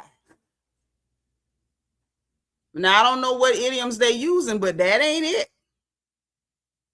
We have our own culture and our own dialect, various dialects across this country. And when we hear them, we know that these are our people. Ain't nobody from across the water said that. Cut the crap. Cut the crap. Don't make no goddamn sense. Sis, you know I got to keep it real. Carrie Clark said, what goes around comes around to bite you. Mm-hmm. Yeah, a 64-year-old man from Kenya ain't talking like no Black American. He is older, he's seasoned, he's mature. That man is not over here cosplaying, learning Black American dialect to try to talk like us. That is not what's happening. Poetic Lyrics said, I don't believe he told her not to leave the show. However, I do believe he reluctantly said, I'll support her being on the show. I believe that because that man appears to be a very good husband and a very loving one at that. Jay Rochelle said he needs to tell her, don't let the dough hit you with a good Lord split you. That's gonna be the next thing she say he told her. Mm-hmm. And after that, that's your little red wagon. You can push it or pull it. That's gonna be the next thing she said he told her. Mm-hmm. Yeah, just lying. Well, I don't know how old he is, Lady Ro. I know they say he's 19 years older than her. I don't know, but I know that's a very seasoned, mature, settled man. He is not over here trying to wear urban wear and study Black American vernacular so that he can cosplay. That man is not doing that. He's not. He's just not doing that. Veronica said, I lived in England for 12 years, knowing a lot of Blacks from other countries, and they do not talk like that. They don't. And guess what? They shouldn't. The world would be very boring if we were all the same ethnicity. It would be a very boring, dry, and dull place. 63 or 6, I don't know. I like him. That's all I can tell you. He's grown and I like him. Yeah, Gerald wouldn't say that. He would not know to say that. He would not know that phrasing to use it. It's as simple as that. It's just as simple as that. So we get past that. Carlos tried to ask about Gerald's reaction to Portia last reunion, saying, I kiss Candy in the club, you kiss Candy in the club, and all that. Of course, Shamea did not answer that. Then she commented to Cynthia, claiming Portia came for her. Oh, about the comment. He asked about the comment to Cynthia that she made that Portia came for her marriage in the texting that they did after the reunion. And she said, well, that was part of the text.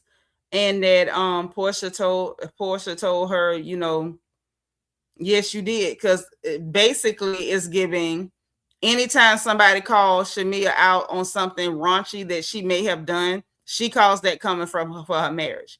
Because when Carlos asked her, you know, about his reaction to the comment, nothing, crickets, absolutely nothing. And then when he about, you said that Portia came for your marriage, what was it? What, you know, what happened, whatever, was that part of the text? She couldn't tell us what Portia said about her marriage. She couldn't say nothing about, you know, what she said, that, you know, what she implied, even if you wanted to paraphrase, what she said was that, you know, why did you say, or I didn't, you know, kiss Candy in the club? And she said that Portia told her, yes, you did. Which I can believe, because if y'all recall, it was last year when Kenya was like, I never told Portia, Drew is the one that told me whatever. And Kenya told us on her YouTube that Portia told her, yes, you did. You did tell me Drew told you that. And Portia do be real loud when she thinks she right. And especially if it's a private conversation, she wasn't doing it for the camera when it came to Kenya. And sure enough, when it came to Shamea, ain't no cameras. Y'all wasn't even talking. Y'all was texting. And Portia said, yes, you did. Okay. I don't know whether it's true or not, but she said Portia told her, yes, you did. I believe that because we've seen Portia exhibit that behavior before. Right or wrong, if she thinks she right, she real loud with it. And she'll double down, triple, yes, you did. Yes, you did. Carlos, you know, made a comment about context and things being out of context. And she says last season it was context, and that people didn't have any context, and that's why they felt the way they felt about her last season. And she said that she held back even at the reunion because she felt like the relationship could be salvaged, and that she didn't want to have to address her in front of people, and that people felt like she was being a lapdog. I don't feel like she was being no lapdog. I feel like the only people that was calling her lapdog was Drew and sometimes Angela. The rest of us could see that she wasn't being no goddamn lapdog. You was being a snake, like your friend, the snake. That's what you was doing. Lapdog is not the animal that she was acting like. She was acting like a cobra or a rattlesnake. She was trying to bite Portia. Where was the lapdog? But that's, she's back to the trying to push the narrative. I just defended her. I was such a good friend to her when we watched you be anything but a good friend to her. Watched you be anything but, right? But she said that it was context, and that's what people saw me as, because I was just always defending Portia, and they didn't see me correct Portia. And y'all don't have to see me correct her as long and you see me handle it as long as I handle it. And that's why they thought that I was scared of her or hiding something. Nobody thought you were scared of Portia. And in that moment, I made a quick note and I put an asterisk by it because I didn't want to forget to make this point. If you didn't feel like, this my friend and, I'm down for her, this my girl, I ain't gonna correct her in front of y'all. I ain't got to correct her to make y'all feel better and all this stuff, right? What were you doing in that restaurant scene with Portia? Put a 7 in the chat. Let's go with 7. Put a 7 in the chat. If y'all remember the scene last season when Portia and Shamea went out to eat and they sat down to talk, and Shamea was being very confrontational. Portia was trying not to be confrontational and was like, Shamea, don't do this. Shamea, why are you doing this? Like, are you doing this for the camera? Like, why are you doing this? And she's like, what? I'm boring you? You don't want to talk? Why we can't do like we do when the camera not on? And that, I'm seeing 7s. Y'all remember that? So, of course, I'm perplexed when I'm watching her try to, spin this narrative. She's such a good friend and I'm protecting her image, and I don't have to correct my friend in front of you because that's my friend. That's my girl. But you absolutely tried to do that. We watched you. We watched your so-called friend all but beg you, Shamea, don't do this. She even got up, went to the bathroom, came back. And you were still trying to have an argument with her on camera. Now, fast forward just a year later, you're on Carlos King trying to convince us, oh, that's something I would never do because I'm such a good friend. Shamea, we could see you, right? It was hard to watch. It was so hard to watch. It was crazy. Now, I guess we're supposed to all have amnesia, and we don't remember that you just did this a year ago. Moving right along. So she's like, I shut down when people yell and talk over people. So even at the reunion when Andy's like, everybody quiet, the other person to come back say what they say, but I'm just still sitting there like, what happened? Shamea, it don't make no sense. When you sat down with that dinner with your friend that was begging you, Shamea, don't do this. She didn't talk over you. She was talking really low saying, Shamea, don't do this. You were getting loud. You were talking over her. You were almost vibrating. So I'm just sitting there and I'm compiling a list. She's tried to use phrasing and words that made herself appear naive. Y'all been keeping up with me. I'm naive. I don't know much. I played with dolls longer than the other girls. Portia's always trying to tell me about sexual stuff. I didn't really know anything about that stuff. I was such a good friend that they called me a lapdog. I would never correct my friend in front of other people because I'm such a good friend. I only co-signed what Candy said because I had to get my lick back from Portia co-signing what Phaedra said, even though I didn't even know about it. I'm such a good, nice, wholesome, innocent person. That's the message I got. I don't believe it, but that's the message she was putting out. Then, Portia's hypersexual. She was trying to tell me about all this sexual stuff. And she's a bad friend because she, she didn't want me on the show, but, she didn't give me no pushback when I got on the show. And, I wasn't really her friend like that. It was more my sister's friend. And, you know, she first, actually, she was the one making allegations, but Carlos, if you asking, then no, she just co-signed it. And, you know, she was jealous of me. You know, she didn't want me to shine. She wanted to make sure I didn't get on this show. And they filmed my bridal shower and we fought about it. But Carlos, if you ask, then we didn't really fight about them filming my bridal shower. It was about her not going to my wedding in Kenya, and I was upset about it. But yeah, you know, she was giving me pullback or pushback after that. But once I got on the show, I can't say she gave me pushback, but I'm not going to admit that she sent me flowers and celebrated me. Y'all see that? I'm just like, I don't like that. I don't like that. And this is why I'm finally ready to admit that some of you are right. And Kandi may have a little, you know, a little influence here. I'm not going to say it's her doing because Shamea's grown, but it's definitely giving. Kandi has a little bit of influence in this. And the reason I say that is because Kandi was much better at spinning narratives. Kandi spent a lot of narratives. And then when production stopped giving Kandi sweetheart edits, that's when Kandi came up with her speak on it on YouTube so that she could spin her narratives on YouTube because she still wanted to control how people viewed her, what people thought about the people she didn't like. And so I'm sitting there and I'm like, Angela Oakley might have been right. You do want to be Kandi. Or maybe that's whose personality you're trying to absorb this month. Or maybe that's whose personality you were trying to absorb doing filming. It was very interesting. Yeah, that's all I'm gonna say. Y'all draw your own conclusions because I don't spin narratives. I'm not one of them people. So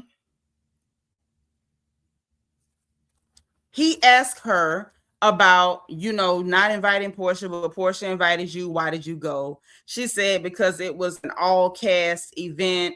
It was the first episode. Everybody was supposed to be there. Carlos, you know how that is. She didn't want me in her house.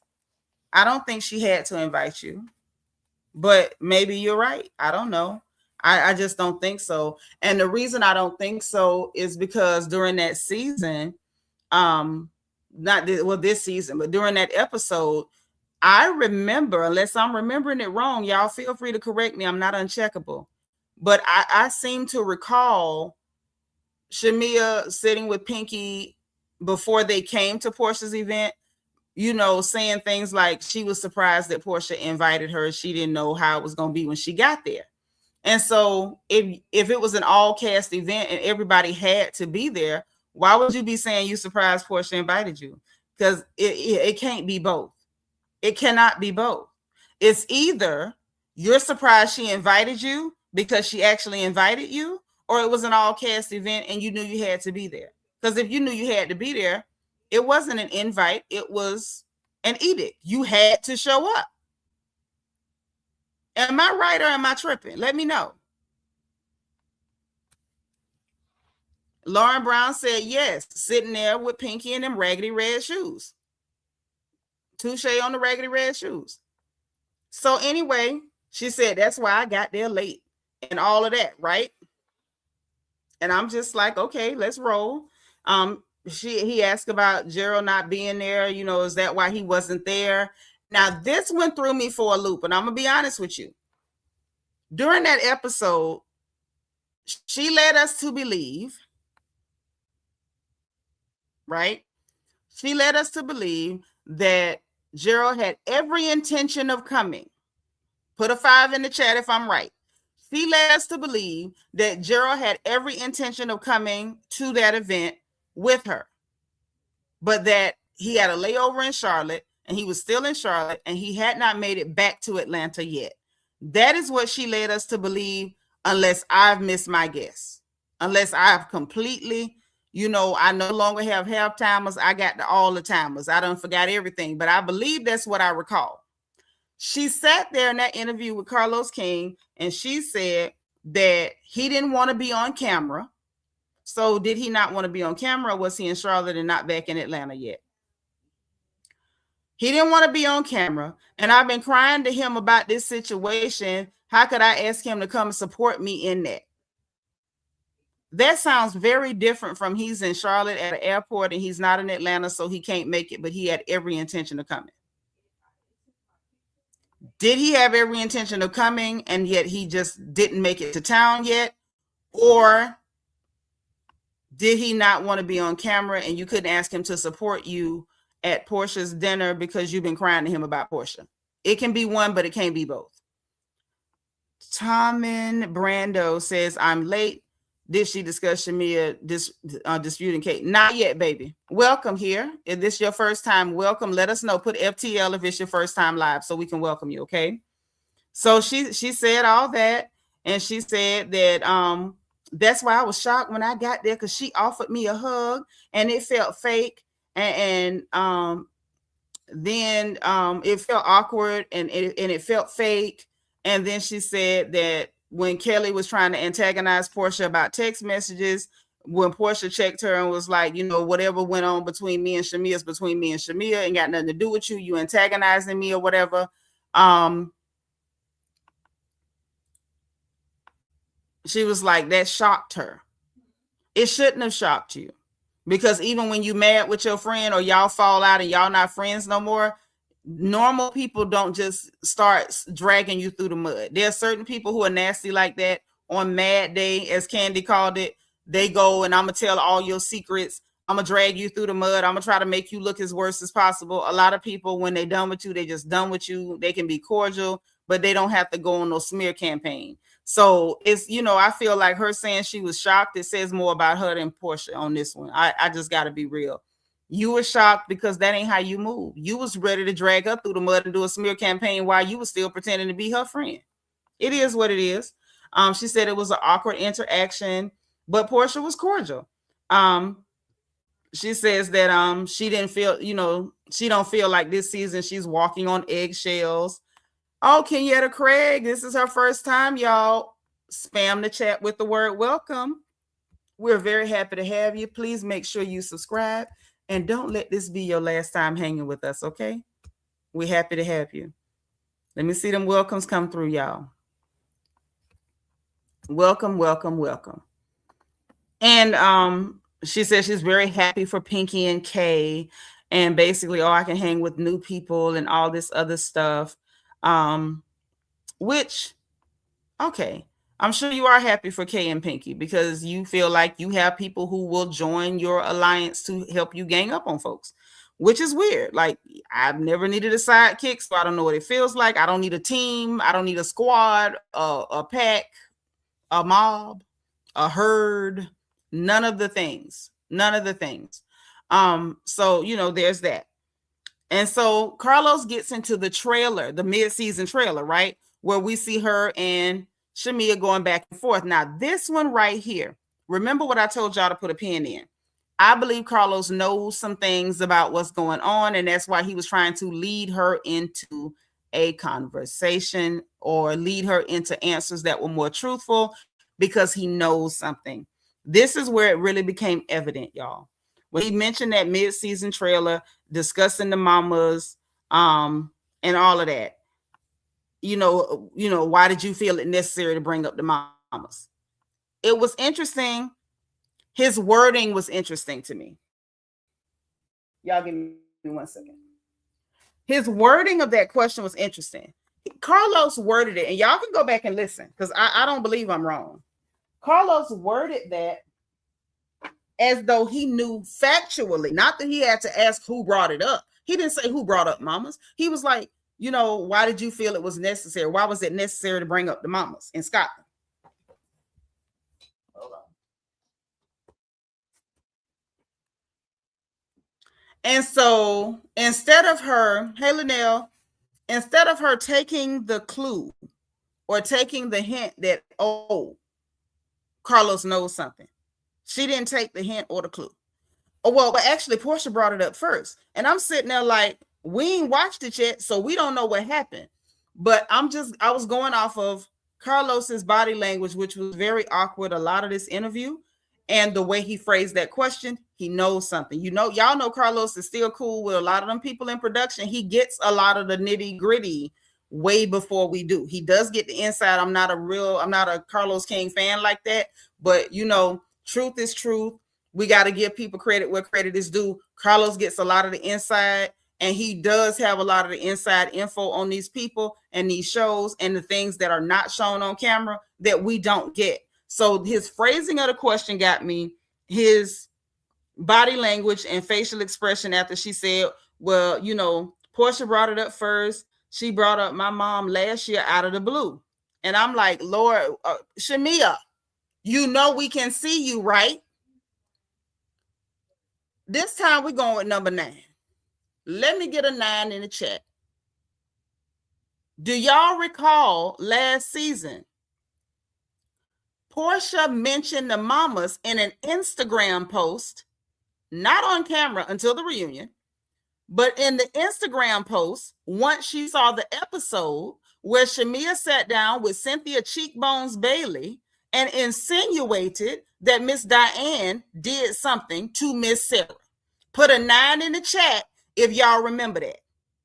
Portia mentioned the mamas last season only to say to you, wrong road. Do y'all recall the wrong road post from Portia Williams, where she said wrong road and she don't play about Diane Williams? Don't be, keep my mama name out your mouth unless we gonna talk about what your mama did, because your mama did something egregious to my mama.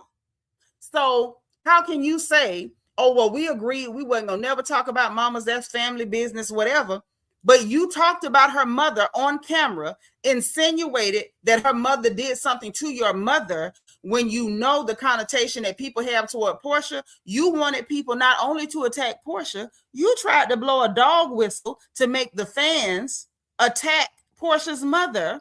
And then when Portia went to social media, as soon as she saw it, to send out the watch your tail, oh, now she brought up my mama last year out of the blue. She brought up the mamas out the blue. She did not bring up the mothers out of the blue. She made a post threatening you about what you said about her mama. Now that's what the hell goes on. And I say this again. We're watching it play out again with Angela Oakley. Y'all know I'm not an Angela Oakley fan. I don't go up for her like that. But if we're going to be honest, you brought up Angela's husband and she called you a hoe. And now you running around. She went after my marriage. She didn't go after your marriage. She went after your coochie. She told you you got a friendly coochie. That's what she told you. That's what she told you.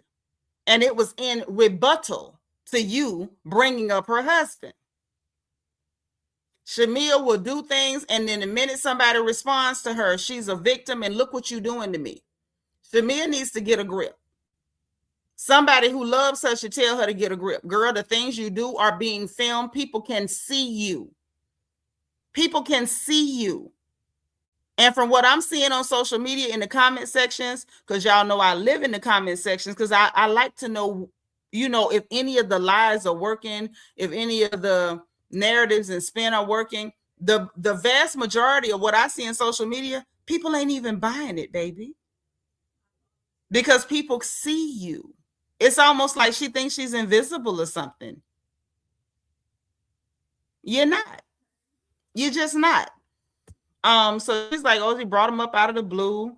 Carlos mentioned Miss Diane's comment, beware the dog bringing the bone. Because again, dog that bring a bone, carry a bone. That is the saying. The dog that'll bring a bone to carry a bone. And Diane wasn't wrong. And again, that's another one of our idioms. That's another one of our, colloquialisms. Brian, thank you for the super chat. Thank you for being like number 173. Thank you. Some people don't like me being unbiased, Brian. They want me to get on a team. Cynthia said people find out just how big a liar Shamea is. Yes. Yes. Deborah say we can see and hear her. Sure can. Hey, Miss Kaiser, so say thank you for being 210, honey.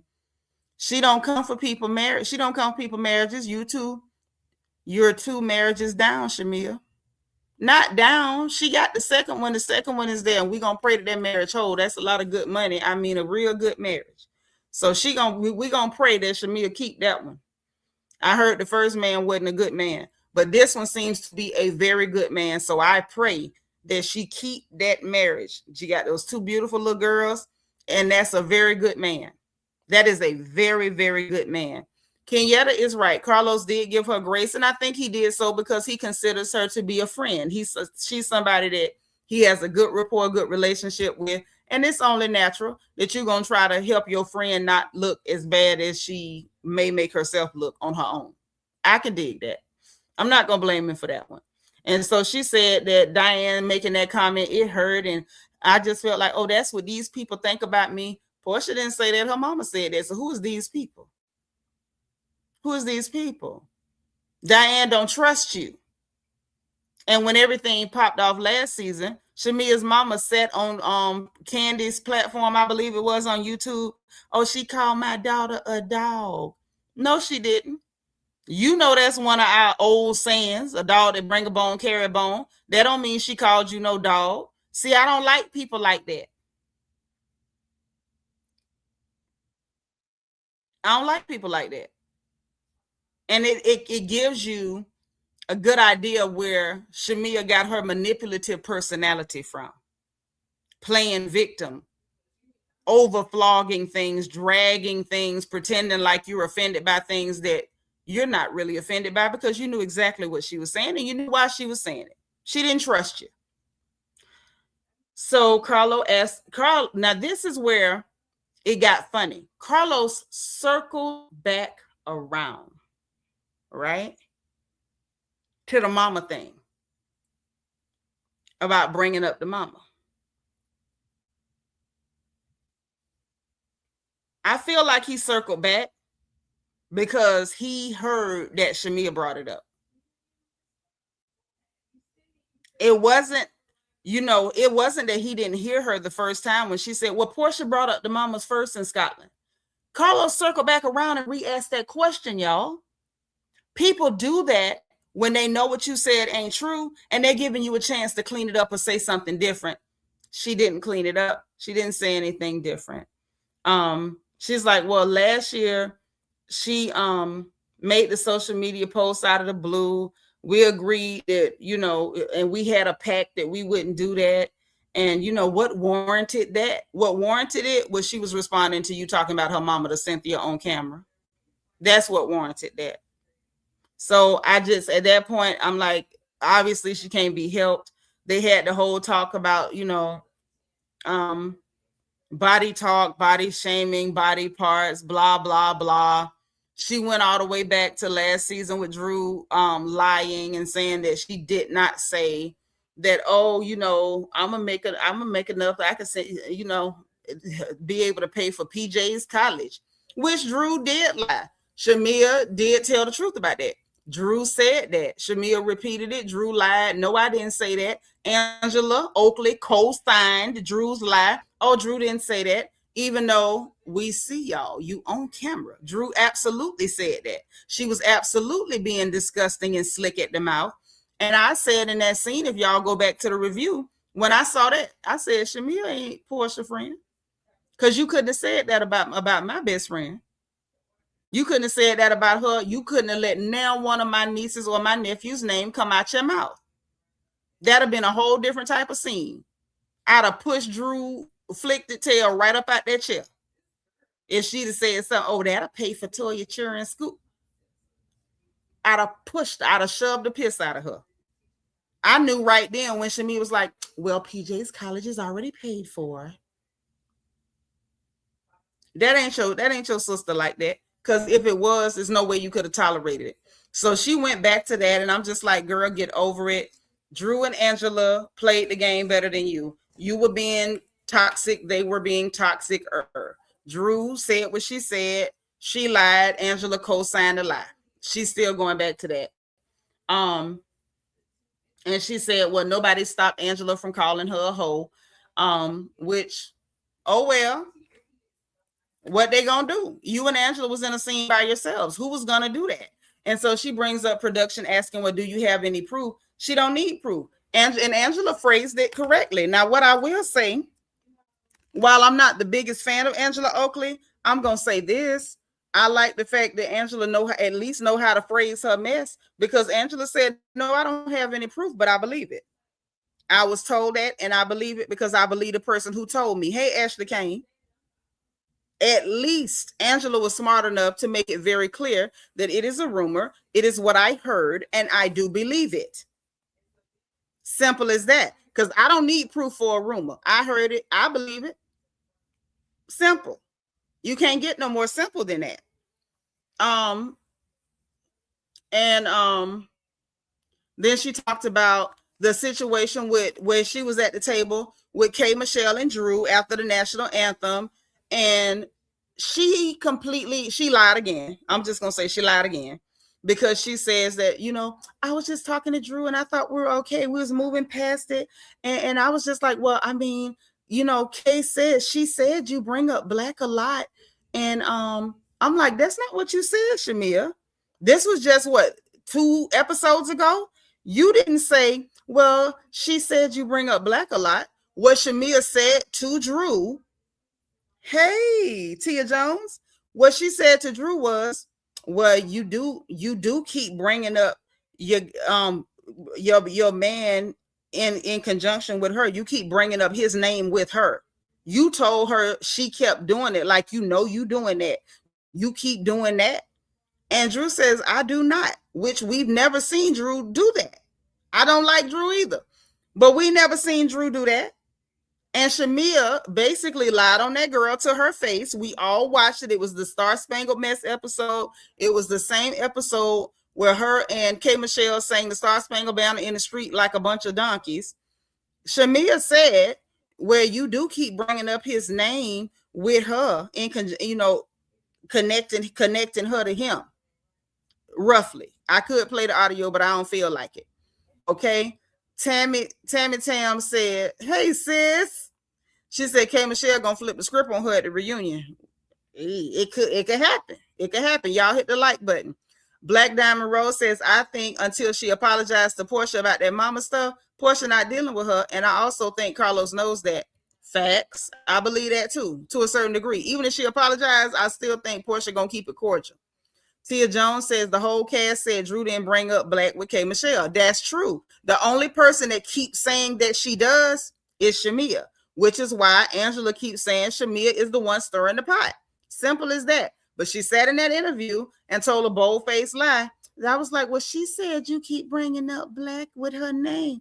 That ain't what you said. And that's not the tone of voice or the attitude or the aura you came with. You told her, because she's like, I haven't said anything about K. Michelle. That's what Drew said. And she's like, you keep bringing up her name, connecting her name to black.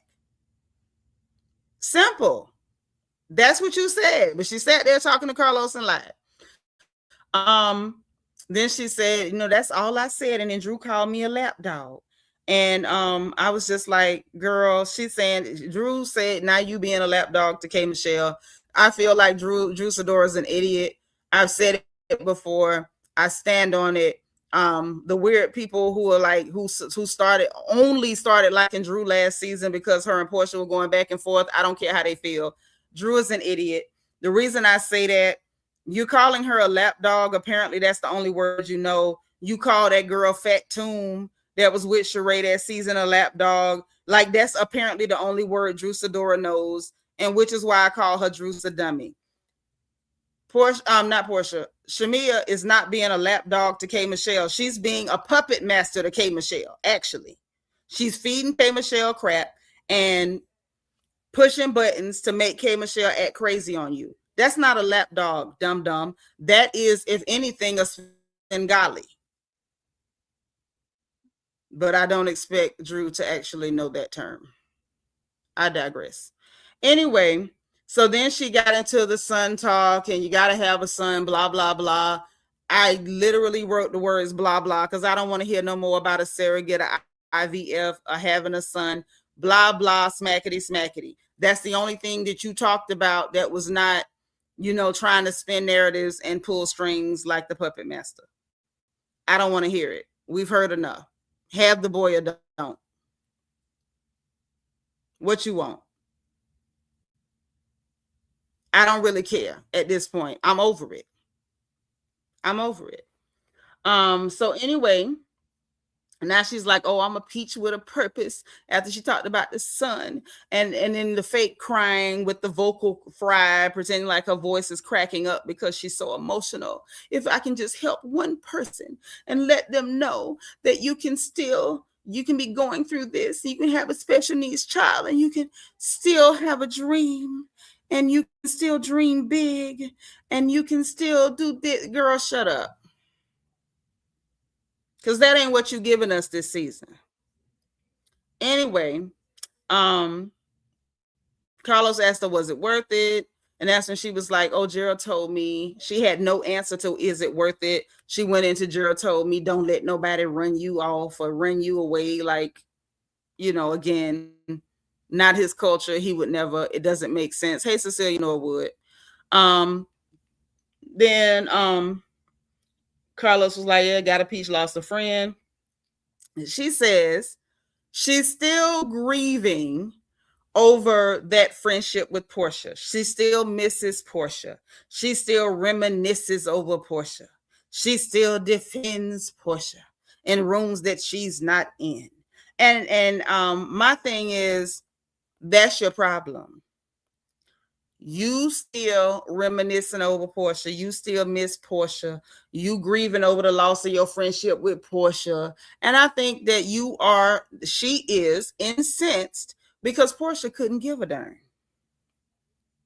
I think she's incensed, and I think she's triggered because Portia don't care. But can we talk about what that really means? Y'all, man, I want to get into it a little bit.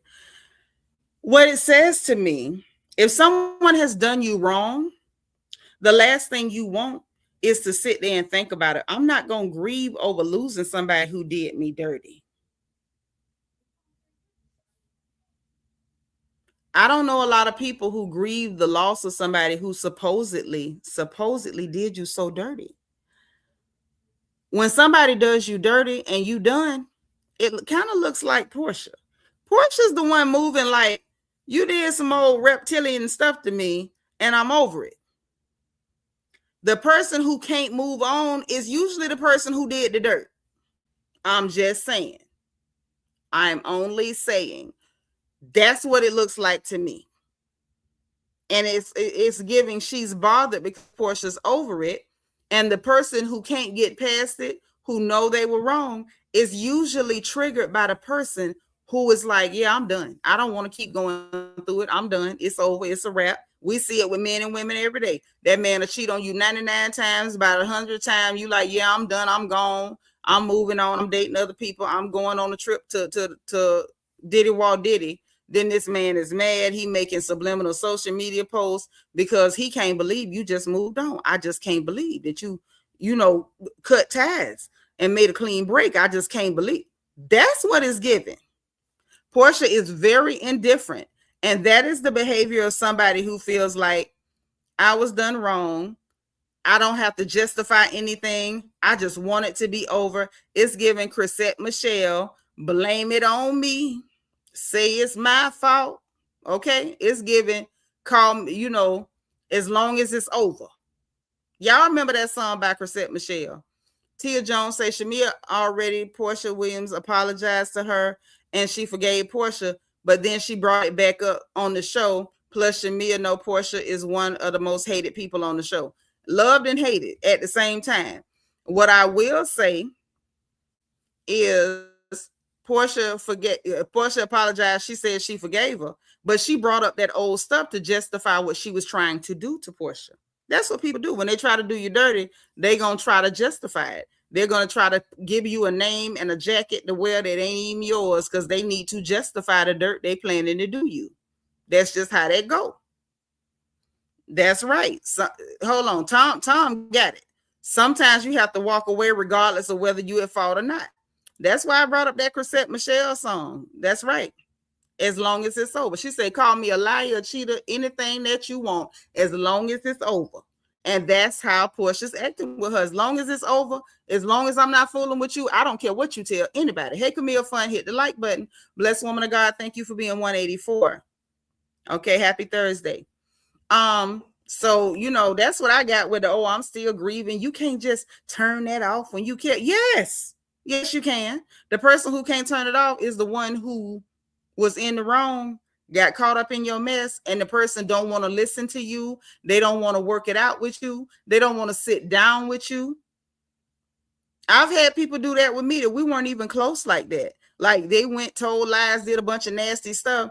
And I look up, somebody let me know they making subliminal posts about if you ain't willing to sit down to talk, then I don't need to sit down and talk. You ain't got to do me dirty but one time. You ain't got to lie on me but one time. I don't have to keep fooling with you to wait and see if you do it again. Once was enough. I heard you the first time. Okay? You know what I'm saying? I don't play with reptiles. I don't do that. Okay? So then he asked, can you be friends again? She said, I'm happy with where we are. He said, that ain't what I asked you. And so then she went into, I wanted the people to see how much fun we really are. And we have laughed until we cried. And I wanted people to see that. And but that ain't what you did last season. You came in trying to ride the hate train. Hey, Pink Pilates Princess. She came in at a time where Portia's social capital was rocky because people wasn't digging her behind the Simon thing. And Shamea really thought she was going to ride the Portia hate train all the way to the top.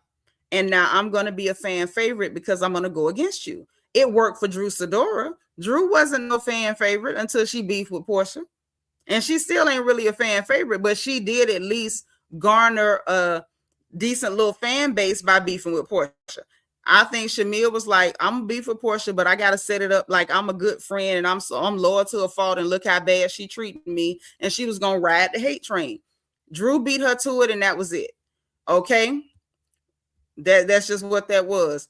Hold on, I'm trying to get, okay, there you go. Brian said he loved Portia. I'm not unbiased like you, Nitra. I feel you. And ain't nothing wrong with that. Blessed woman of God says Shamea showed us who she really was with this interview. She lied and got caught several times. Hey, Brittany Janae. How you doing? She says, I stand corrected. Shamea is the type of tourist that don't like rejection. Girl, be like Elsa and let it go. But when people do dirty, right. Drew tried it with Portia last season. Portia fired her and repossessed them wigs. And we saw how that worked out. Okay. But anyway, Carlos like, would y'all be friends if it wasn't for RHOA? She says she don't know.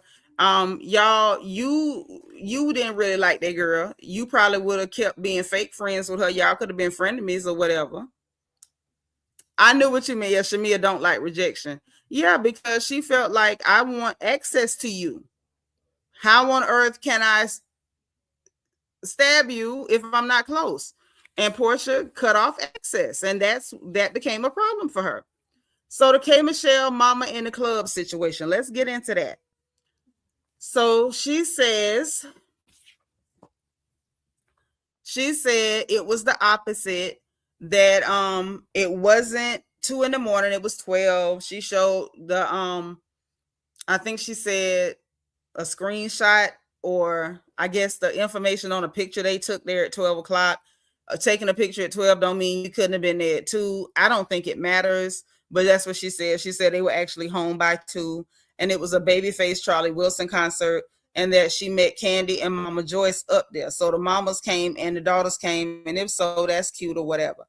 She showed the mama's outfit, the white blazer, and it did look like it was closed up pretty good in that picture. But when she was up and moving around, I don't know whether her boobs was pushed up or not. K. Michelle made a point to say that her titties was pushed all the way up. And if I'm going to be honest, it's possible that it could have been.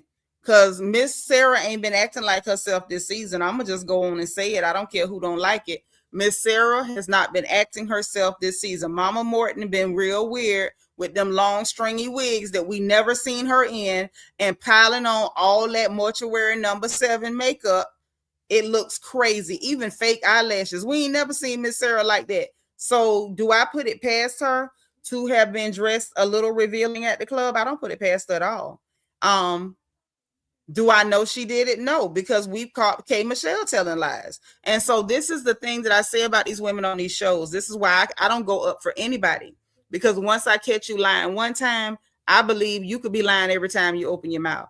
And when I got two liars talking, I don't know who to believe. K. Michelle say the titties was up. Shamea say the titties wasn't up. She showed a picture where the blazer was closed. I don't know whether her mama closed the blazer to take the picture or whether it was always closed. You get what I'm saying? You got two people who lie. So I don't know who's telling the truth, and I don't care to try to figure it out. I don't. Tia say Shamea want to be on the show so bad she wants a peach. Yeah, she got her peach, and she's there.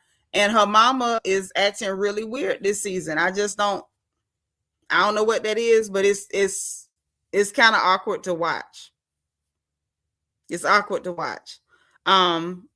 But she says she's got the date, time, and all that. You know, she's showing him, and said that everybody knows the history of Kandi and Rashida, and that, you know, alluding to the whole, you know, the history. Miss Sparkle is here, y'all. Thank you for being like number 161. Yeah, the mortuary makeup, mortuary number 7. You know, K. Michelle was wearing mortuary number 5. But Shamea's Mama Morton, I believe she was wearing mortuary number 7 upon further review. Evie said Carlos asked to see without the blazer, and she showed him, and he said it was still covered. I looked, I didn't hear it without the blazer. I listened carefully. What he asked her was, did she ever take off the blazer or whatever? Shamea said no. Shamea did say no, she didn't take off the blazer.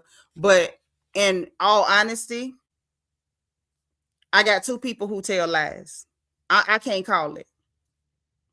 I can't call it.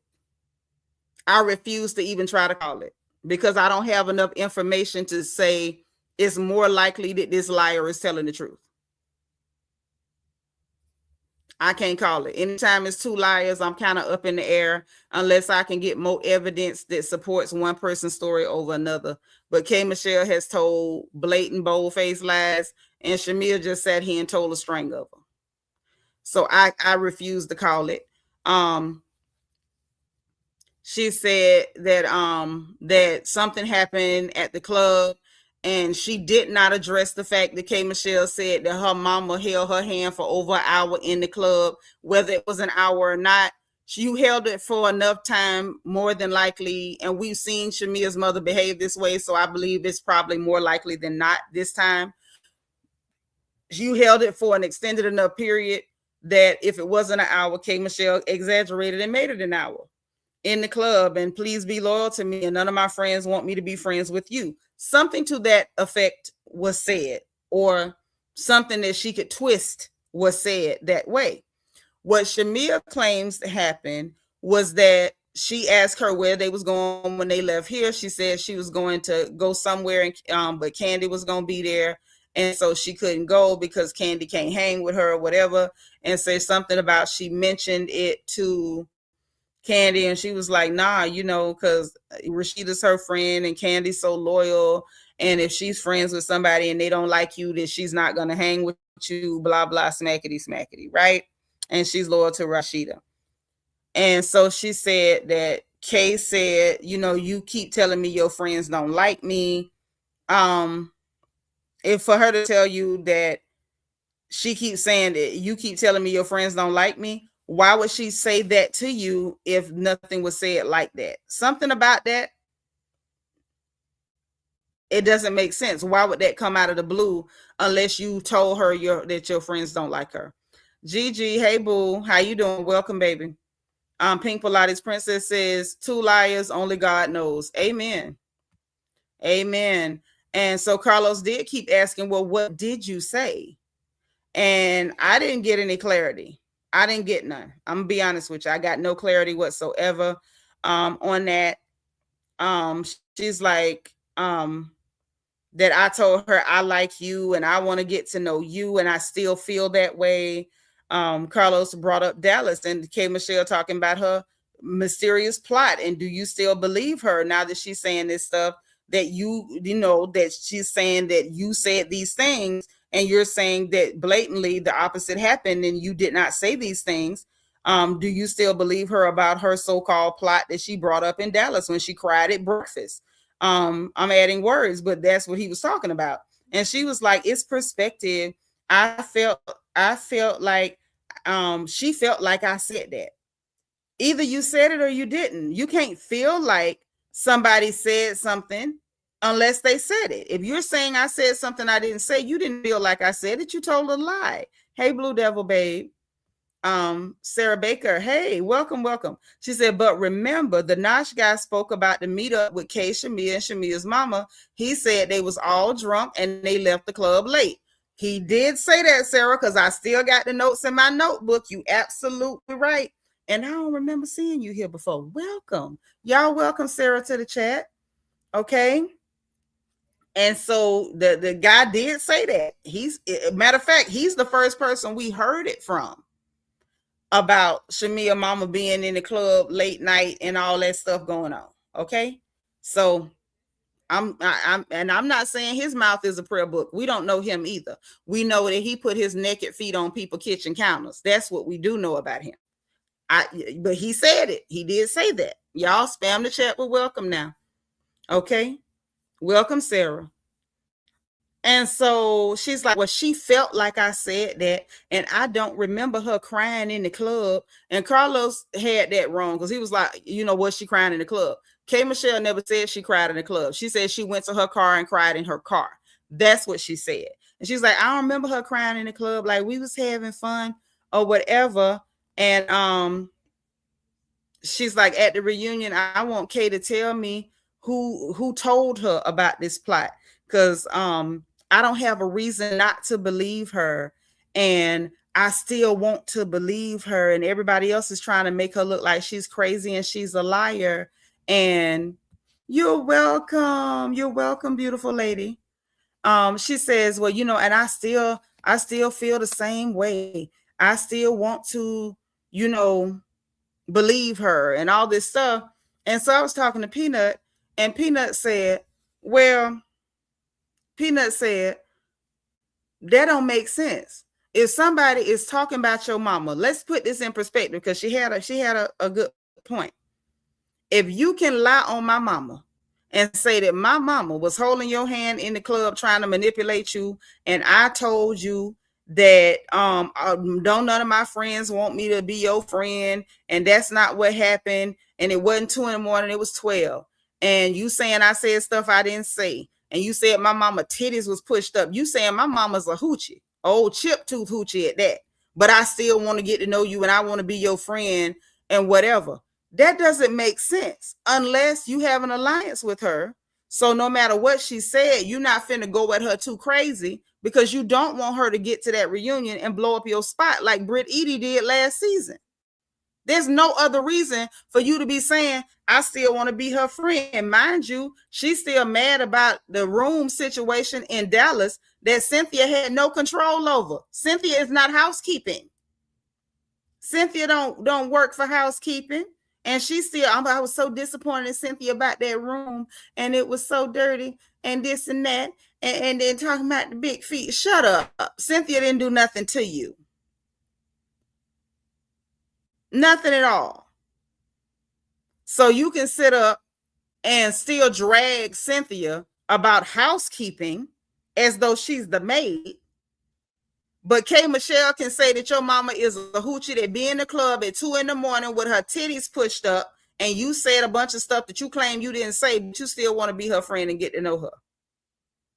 Put a 4 in the chat if that don't make no sense to y'all. Let me put my 4, because this show don't make no sense to me. A dirty room that you got no control over, and I still don't believe the room was dirty. I think it was some stuff that wasn't perfect in there. That's enough for you to still be dragging it. But you can call my mama old chip tooth hoochie with her titties pushed up in the club at 2 a.m. manipulating me, and you said stuff you didn't say, and yet somehow, for some unknown reason,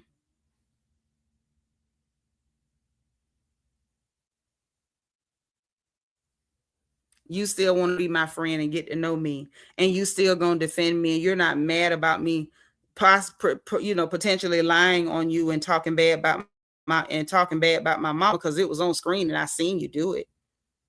And I'm not gonna say that I don't believe what you said about them, even though you just lied on me because you felt like I said it, and that everybody else just want to make her look like she lying and she crazy. Don't make no sense to it. Don't make no sense. I see the fours. So I'm not the only person. Shout out to Peanut because she made an excellent point and I had to call it that. It don't add up. The Kelly questions whether it's a real or for the show. Carlos says, oh, they're real friends. They're not real friends. I'm going to say that. This me talking. This ain't them. They are not real friends. Kelly is a real opportunist. Kelly is broke and tired. And that man ain't helping her. And she wants some more money. And that's what's going on. That's what's going on. Kelly wants money. Kelly needed to live in that girl house. Kelly need her to be hooking up with men that might give her a couple of quarters. Kelly potentially might need gas money. I don't know how bad it's done got for her, and I'm not knocking it because everybody fall on hard times. Okay. But that's what it is. He say they real friends because he sees them off camera hanging and stuff. Of course, Kelly hanging with her tough. You need help. That's not a friend. That's a project. That's charity. That's what that is. And she was like, oh, now our moms friends, our kids hang together. My daughter thinks she's a triplet now because she's with the twins. And she's still talking with the whole Kelly thing. He asked her about, do you be telling her stuff about Portia? And she's like, oh, I defend Portia to Kelly on camera. And she brings up the first episode last season when Kelly was like, why she see that woman husband? And that I checked that, and I checked her. You checked her on camera. But Britt Edie let us know that before the cameras even started rolling, y'all had a meeting and formed an alliance. So what you did on camera don't count, baby. Not when you doing dirty stuff when ain't nobody looking. Simple.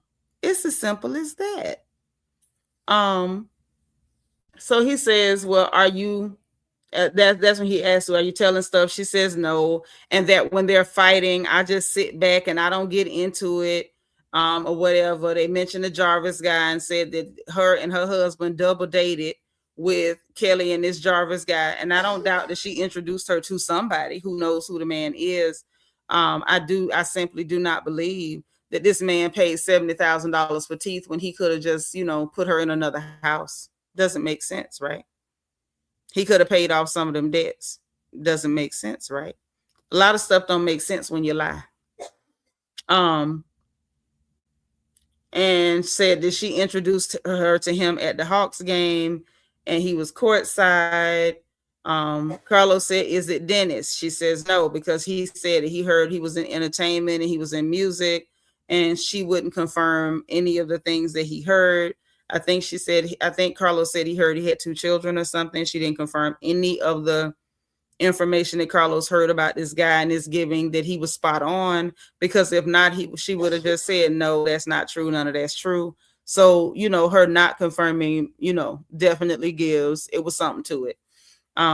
Anyway, he asked her about, did you know anything about Pinky's house or the chick in the basement? She says she hasn't even been to Pinky's house yet. That before the peach, that before she got her peach, I hate they say before I got my peach, before you got on the show, okay? She said her and Drew were friends before she even got on the show. So maybe that's why she thought that Drew would naturally take her side and get into the whole alliance and jump on the Portia, takedown plot from last year. Maybe that's also why she felt, so utterly hurt, because Drew and Angela had their own little team, their little dynamic duo, and they didn't do it. If anything, they just exposed her. And said she talked about Pinky's failed audition plot, where she wanted Drew to come and audition, at some competition with Shamea, because that's all it was. And Drew said she wasn't doing it. And she's like, oh, Drew came in and was like, oh, I don't do cattle calls. And no, I don't want your sides. I don't do stuff like that. And I can understand you doing that because you're new to acting, but I'm not going to do that. And she was acting like a diva. She probably said those things because Drew can be like that. I don't know whether she did or didn't. Who cares? The bottom line is you and Pinky had a plot. Y'all thought y'all had a slam dunk, and Drew didn't even audition. And I said, the night of that review, right after the show, it was obviously a plot. They did not send they didn't send the script or the sides to Drew. Pinky sat there and told Naturi, oh, well, I was waiting on the email and I never got the email so I could send the things over. But yet you didn't call and say, hey, Drew, girl, I never got your email address. Tell it to me again so I can send your things. You did no follow-up. And then you just assumed that she would audition unprepared and just do whatever. So you could say, oh, see, Shamea got the part over Drew. It was supposed to be Drew versus Shamea, and Shamea's going to win because Pinky's naturally going to pick Shamea. And then, Shamea was going to be able to say, well, I mean, I got a part over you. And it just, for one, it was juvenile. It was very high school. It was weak. Ray Charles could see through the plot. Apparently Drew did too. She didn't audition. It didn't work. So she talked about that. And she said she don't know the issue with Drew. But, she does like the back and forth and stuff. She enjoys the back and forth. She said last year when they were going back and forth, when she called her Flavor Flav and she talked about Angela's bad nose job, that she liked that and she thought it was okay. But this time Angela got dark. Angela didn't get dark. You talked about her husband. She called you a hoe. Simple. She says Angela is the most different when the camera's off, and said that after the whole Belmont event, when they got outside, no, not event, when they were in the gym working out after her party, when Drew lied on Shamea to her face and told her, you asked me, was I effing Dennis? And she said, no, I did not ask you, were you dating Dennis? Which is true. At Shamea's party last year, she just flat out asked her, I'm just going to ask you, are you dating Dennis? Drew and Angela got her by herself in that gym to work out together. And she said, why you asked me, was I effing Dennis? They attacked Shamea. They really did. And she said after that scene, they were outside and Angela was like, well, you mad for real? Because Angela felt like she was just acting or whatever. And so she said by the time they got to the Belmont event that she was like, oh, I'm going to get her back because, okay, we doing back and forth or whatever like that. So she said that Angela's the most different when the camera's off. She, she'll go back and forth and spar with you verbally, but she didn't really, take it serious, obviously, because she had to ask Shamea, were you really mad in there or whatever? So after that, it was a lot of fluff, a lot of frou-frou. I didn't get a lot of notes on that. Gerald coming out. He's a really nice guy. I like him, but I didn't take a lot of notes on that because I don't care. The meat of the matter is, Shamea, can you defend your actions? Are you taking accountability for anything? And the answer is no. She took no accountability. No, she gave us no clarity, no context. She gave us a pack of lies, and she literally contradicted herself at every other turn. Overall, I'm going to say Carlos did a decent job. I could clearly see that he was trying to save a friend. He was trying to give his friend an opportunity to save herself. And as many lifelines as he threw Shamea, she didn't grab one. Not nary a one. Not now dang one. Not now one did she grab. And I'm saying this intentionally because, I want to make it clear that too is one of our colloquialisms. So hopefully Shamea don't come back and tell us that that Gerald told her, don't you listen to now one of them women, because if she come back and start, using dialect and colloquialisms from Black American culture and saying that Gerald said it, we got to call it out again. I'm tired of Shamea. I've had it. I'm exhausted.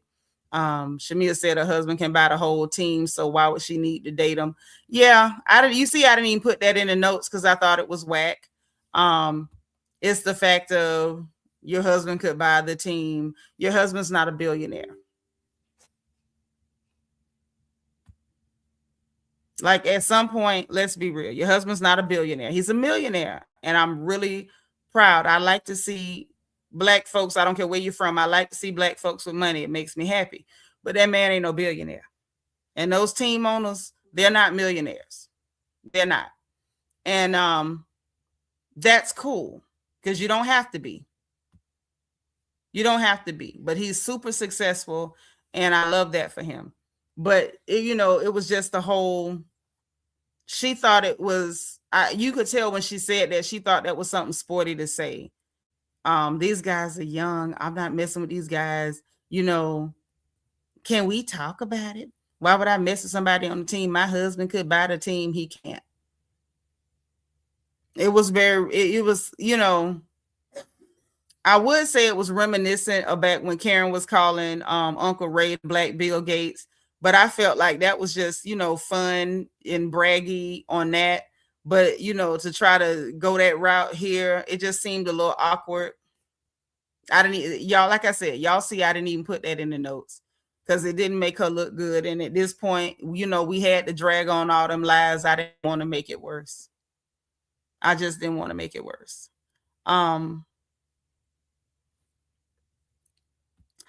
Lord Shine Bright must be way back. Said, why would Portia go all the way to Kenya with Candy's crew when they weren't good? Shamea already had her support. Yeah, she chose the side back in season 9. So you bringing people that talk about me and say all kind of stuff. Why would I go to hang with them? That's dumb. Right. He sure can't buy the team. She degrading the players. Yeah. Essentially. But yeah, that's what I got for it. I don't know how to feel about it. Carlos did a good job, like I said, trying to save his friend. I just feel as though Shamea missed every lifeline. She missed every opportunity to make herself look a little bit better in this circumstance. It was interesting. I can't say I'm disappointed in Shamea because at this point I don't expect a lot from her. I will say that I'm unpleasantly surprised because I am, maybe I'm wrong, but I felt like with as much work as Carlos did to give her a way out, I'm unpleasantly surprised that she didn't pick up on the cues that he was trying to give her a way out and use those as pivot points to kind of reframe or rephrase some of the things that she was saying. Black Diamond Rose says, how about I'm a married woman? Thank you. That's really all she had to say. Pink Pilates Princess says Juro needs to take Shamea on a romantic cruise and not buy her Wi-Fi. It's not a bad idea. Not a bad idea at all. Mr. Mwangi, take her away. Okay. So yeah, for me it was yeah, and I'm with Monique. She's a beautiful girl. She should just smile and be cute. No more interviews. I'm also kind of low-key tired of the, oh, I didn't get a BBL. I just got the fat took out of my stomach and my back. So you got lipo 360 is what you're claiming. She says she didn't do nothing to her butt. And I'm just like, why do you even care if people think you did something to your butt? Why do you care? Is it because we saw you turn around with that thong on in Dallas and it was a point at the bottom of your booty? It was a nipple on your booty cheek. So she's sitting there telling Carlos, oh, I always had this. You can look at my old pictures. Shamea, you had a very, very cute shape. She always had a backside. It was never flat, but it's different. Like, you know what I'm saying? Like, you're grown. Grown women are allowed to get surgery. It is an option. And I think that as long as you're being healthy, you're going to an accredited doctor, you've done your research on the doctor, about his, check his record to see if he has malpractice claims and all of that. Be safe, make decisions based on what you want, not to try to fit in with somebody. Just make yourself happy. There's no reason to go on a campaign to try to prove you didn't get a particular surgery. In reality, so what if you did, right? So what if you did? So what if you did? I wanted to get my nose done one time because my nose is flat. Y'all know I got the monkey nose. So I wanted to get surgery. I thought they could build me a bridge and make me have, more of a nose so I wouldn't look like a monkey when I turned to the side. I just backed out because I got scared. I saw the pictures and the people looked like they had black eyes and all that, from getting their noses done. So I just chickened out. But if I hadn't chickened out, I would have went ahead and did it, and I wouldn't have been ashamed to say I did it. Yes, I wanted it done because I didn't want a monkey nose no more. Mm-hmm.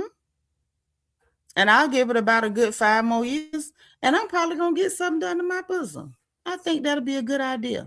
You know, I don't see nothing wrong with it. So the whole thing of, oh, I didn't get this and that. Yeah, Gigi, all last season she kept saying she didn't like her body, and I said then she looked great, but it's not for me or anybody else to tell a woman she looks great. We can admire her, but if she's not happy, you should do something. So I just felt like that was a very weird thing. Like, girl, if you did or you didn't, it's your business. I would have rather her say, I already said I didn't, no comment. This, oh, you can look at my pictures. I always had it. Tired. Poetic lyrics say, not one lifeline. I was shaking my head the whole interview. Absolutely. She's been waiting for this moment. I agree. She definitely hasn't liked Portia for a while. So yeah, that's that, y'all. That's all I got on it. Overall, Carlos did great. Overall, Shamea made me uncomfortable. Like listening to people, lie like that and not keep it straight. Watching him try to help her pivot out of the lies, lead her back into a truthful responses based on what he already knows, was kind of awkward and uncomfortable to watch. He did great, but overall for me, the interview was not comfortable. It wasn't comfortable to watch. It wasn't comfortable to get notes on. It felt bad. I think that's how I want to say it. He did great, but the interview felt bad. The energy felt very, very, very bad. No, it's not a family nose. My mama had a big old bell pepper nose, and so did my daddy. It's closer to my auntie's nose, but no. Mm-mm. My mama had a big old black nose, and so did my daddy. And I think it's cute. And I wish I had more, my nose was more shaped like theirs, but I didn't get that. I wanted it, but I just didn't get it. But just kind of one of those things, right? You get what you get. You either learn to make peace with it or take your coins and go fix it. That's what I say. And yeah, let's talk about this real quick too. The trying to blame colorism, right? I didn't like that. Y'all know, for those of you who are regulars on my platform, y'all know I don't play about colorism. It is a very real thing. I'm not one of those people who just dismisses it when Black women feel like they're being mistreated or marginalized based on their complexion. I don't tolerate it. I don't like it. We watched it with Potomac, and we watched quite a few content creators, in my opinion, very irresponsibly, might I add, dismissing dark-skinned Black women's feelings of what they saw, what those women were experiencing, and what most of us were forced to witness with that. As, oh, they just jealous of the light-skinned women. It's not colorism. They're just jealous. And I hate that type of a narrative. And that's what was happening. And, we don't support that here. If I saw something that resembled colorism, I probably would have been the first person to squawk and scream and flap my arms like a chicken. There's no colorism happening here. This is not about colorism. This is not about colorism at all. This is about character. Shamea is setting off chains of events, and then she doesn't like the consequences. So anyone who responds to her, she's going to play into colorism. And I find it to be manipulative, and I find it to be a dog whistle. She feels like if I use that terminology, those wordings, and I say things like that that are inflammatory, that it will set the crowd ablaze and they will attack anyone who rightfully critiques my behavior. That's a dangerous thing to do. Colorism is very real. It's very serious. That is something that is rife within our community, much to my chagrin. And we don't need people claiming that that's happening when it's not happening, because then it minimizes the situation when other women are making claims that are legitimate. I think that was a very nasty and very ugly thing to do. What Angela Oakley did to her last season, referring to her as Flavor Flav, a dark-skinned, unattractive Black man, that screamed and reeked of colorism, because that's a very common trope that is used to refer to dark-skinned Black women as masculine, because that's something that has been done to all Black women. They try to deny your femininity and your womanhood and make you less than a woman just for being a Black woman. And even more so if your skin is dark.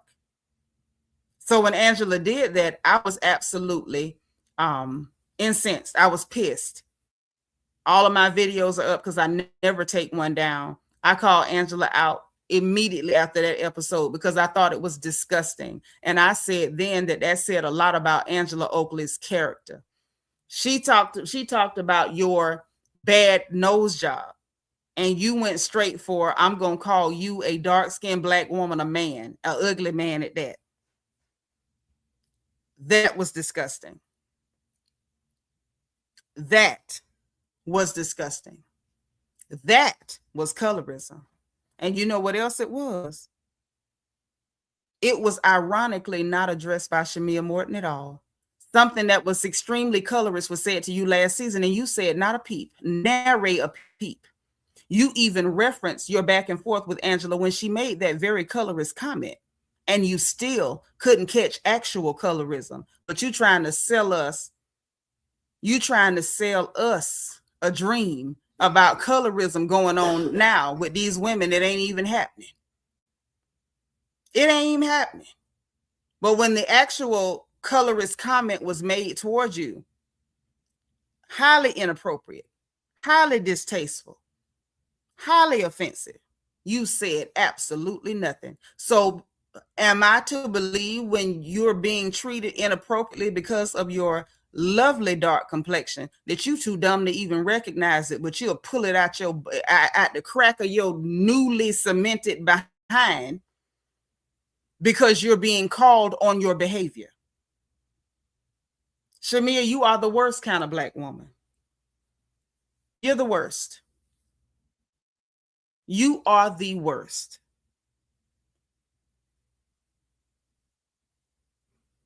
Colorism still exists. It doesn't exist the way we lived through it in the 80s and the 70s, but it still exists. Now it's usually microaggressions. It is comments that people make referring to Black women as men. It's the little things that are just as hurtful. And I think that that's something that does not need to be played with and toyed with and taken lightly and used as a get out of jail free card when you have bad character. Because let's be clear, Shamea Morton is not unattractive. She is absolutely lovely when you look at her. Her complexion is stunning. Not a flaw. No hyperpigmentation. Complexion is smooth. Lovely figure. Well, at least it used to be. Now she look like she wearing a swollen pamper all the time. Nothing wrong with Shamea visually. The problem with Shamea Morton is not her complexion. It is not her desirability. It is not her attractiveness. It is not her choice of husband because he's lovely. It's not her children, nor is it the wealth that her husband has amassed. The problem with Shamea Morton Mwangi is her character. It is her personality. It is her integrity. And it is her inability to tell the truth about anything at all. That is the problem with Shamea Morton Mwangi. Now y'all tell me what y'all think, but that's just the way I see it. Blue Devil Babe say, I can't stand Shamea sometimes, but she's gorgeous, point blank, period. Yeah, nobody can look at that girl and call her ugly, not and tell the truth. Not and tell the truth. It's just bad that we've gotten to this point that nobody can speak on your misdeeds without you claiming colorism. And thank you. It's the accountability. No accountability. She'll claim anything to duck and dodge accountability. Your behavior has been abysmal. You started wrong last season. You kept wrong this season. None of it worked. And so now we've resorted to colorism.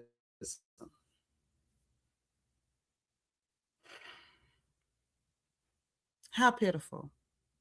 How pitiful. Worst kind of Black woman. Mm-mm. The worst. And I'm very uncomfortable watching her on the screen. It's uncomfortable. Like I said, I can't say I'm disappointed because at this point I don't expect anything from her. But it's uncomfortable to watch. And I'll be honest, because I do have a bit of a bias. And it's not a bias toward complexion, it's a bias toward Black women. And there's a certain way that I like for us to be seen. We don't have to be perfect because other women are not expected to be perfect. There's no onus put on any other group of women to be perfect. So I don't expect you to be perfect. I don't have to like you at all because y'all know I don't like none of them. But I expect you to have a modicum of decency about yourself. There should be some redeeming qualities. There should be something that I can lean on when I'm giving commentary and be able to say, well, yeah, she did this and that. But, one thing we can say about it, is this. We see this. And Shamea is not giving me the one thing I can say about her. She's not giving me the one thing I can say about her. When it comes to Cynthia Bailey, I cheekbones is gorgeous. Like, if we're gonna be honest, all these women are pretty except Kelly. I'm not gonna sit up here and tell that lie. The Lord listening. Or Panky. Yeah, Panky ugly as hell too. But that's neither here nor there. But for the most part, the rest of them is really beautiful women, right? I don't like none of them. That goes without saying. When it comes to Cynthia, Cynthia has been untruthful. She's been two-faced and all these other things. But I can say, well, one thing I can say about Cynthia, a lot of times she's on the side of the right. A lot of times she knows how to, de-escalate. A lot of times Cynthia can kind of keep it straight. When it comes to, Kenya Moore, can't stand Kenya, riding and walking. But one thing I can say about Kenya's a good mama.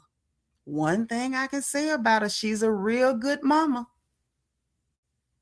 When it comes to Portia, yeah, I don't really do the Black mamba because she'll bite you. The people that help her, she try to bite them. But one thing I can say about her, she seemed to be a good mama. She respects her mother. She got some really, she funny to watch on the screen sometimes. Yeah, Pinky was absolutely trying to degrade Black American women. Pinky Cole is absolutely blatantly anti-Black American, and I can't tolerate her. I can't tolerate her. Shamea's not giving me the one thing I can say about her. Look at Phaedra. Phaedra got a lot of stuff that ain't so cool, but one thing I can say about her, when it comes down to something serious, Phaedra kind of shows you where she's at. Last season, when that guy came up and told Angela that mess, Phaedra was the realest one that told her, do you know that man? I suggest you keep it that way. That was a real sister, soul sister thing to say. Hey, don't let nobody come tell you nothing about your man. And what did Angela do? You turn around and lied on her and tried to get people, not tried, coerce that boy into making up a lie and then telling him to come up with evidence to support the lie you wanted him to tell. Then this season, Kelly done called her all kind of names, and if only for Phaedra to say, you know what? I'm going to do this as a gift to you because I know what it's like. I've been there. It's the one thing I can say about you. I don't like Candy Burris riding or walking. But one thing I can say about her, she take care of family. She good to her mama. Her mama ain't always right, but she good to her mama. She gonna start a business, whether it's successful or not. She gonna get in it, and she's gonna invest the money, and she gonna give it a shot. One thing I can say about her. And I could go on and on. It's always the one thing I can say about you.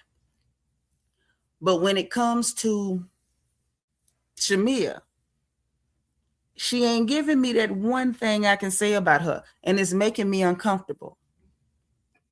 I'm okay with you being flawed. We're all flawed. And we have a right to be human. Being flawed is a part of the human condition. And Black women for too long have been denied their humanity. We're held to a standard that other people ain't held to. But Shamea ain't giving me that one thing I can say about her. And it really has become uncomfortable to watch her. That's really all I can say about that. She ain't giving me that one thing. And I keep looking for that one thing, and it ain't there. It ain't there. And this interview cemented my opinion of her, that one thing ain't there. So that's really all I got on that, y'all. I don't have anything else on it. Would I like to see Shamea do better? Yeah, of course. Because I'm a Black woman and she's a Black woman. I want to see you do better. I want to see you be a better representation of us. And that ain't what you're giving right now. Do I have any faith that she'll do that? No. Carlos King gave her every opportunity as a friend, and you could tell that they have real rapport, real camaraderie. And even in that setting where she was in a safe place to be vulnerable, and your friend is going to help you frame things the way you need to frame it, she still could not force herself to tell the truth. Wild horses couldn't force her or bring her to tell the truth. So no, I have no faith that she's going to do better. Would I like to see it? Yes. Do I think it's going to happen? No. No. And it's uncomfortable. Because if y'all, those of you who are familiar with me and my platform, y'all know how I feel about Black women. I don't like watching it. It feels like, you know, like we all kind of getting punched in the gut. Like we taking, you know, Mike Tyson blow to the face. Shout out to, you know, the clips. I don't like it at all. And not to echo social media, because we see a lot of that from the Loser Alliance, you know, K. Michelle, Kelly, Pinky, and Shamea. Not to echo social media, but I would very much like to never see her on my screen again. And I'm aware that that is a bias, and I'm aware that it's being idealistic and maybe a little childish on my part. Because if this is reality TV, the reality is, as much as we love our people, some of our folks ain't no good. And I guess in the realm of reality, sometimes we need to see that too, right? But I can be honest about the fact that even though there is reality, and I have more of an idyllic stance of what I would like to see, I can be honest that I would very much like to never see that again. You know? So that's it, y'all. That's it in a nutshell. Carlos, good job. Even though I'm not a fan, definitely good job. Shout out to you for trying to save your friend, even though she did not take the life jacket, the lifeboat, the vest, the buoy, the floating piece of plywood, nothing. Shout out to you. Shamea, do better.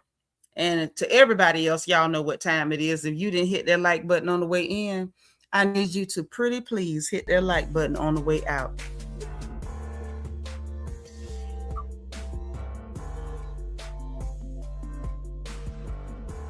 It's business, okay? Make sure you join Discord, because I always tell them I'm going live before I put it on YouTube. Subscribe if you haven't already subscribed, because you know we're happy to have you here. And y'all know you like it here, so make sure you come on back, okay? If you want to join channel membership, there's a join button beneath the video and a membership link in the description box. Now, also in that description box, we got the link from my book, Little Girl, Big World. It is a survival guide for little girls leaving home for the first time. Make sure you get a copy. It's on Amazon.com, or you can just hit the link. If you go to Amazon, type in Seanitra, it will pop right up, along with the dream journals and our Bible study notes. Also, in the description box, we have the link for our merchandise store, so you can get your crown gear and represent the royal family, the most loving family on YouTube or anywhere else for that matter. We have the link for our Amazon storefront, so you can shop for your home like I shop for mine. And the link to my wish list in case y'all want to bless the girl with some more notebooks, because this is how we keep the story straight with all these lying heifers on this show. Okay?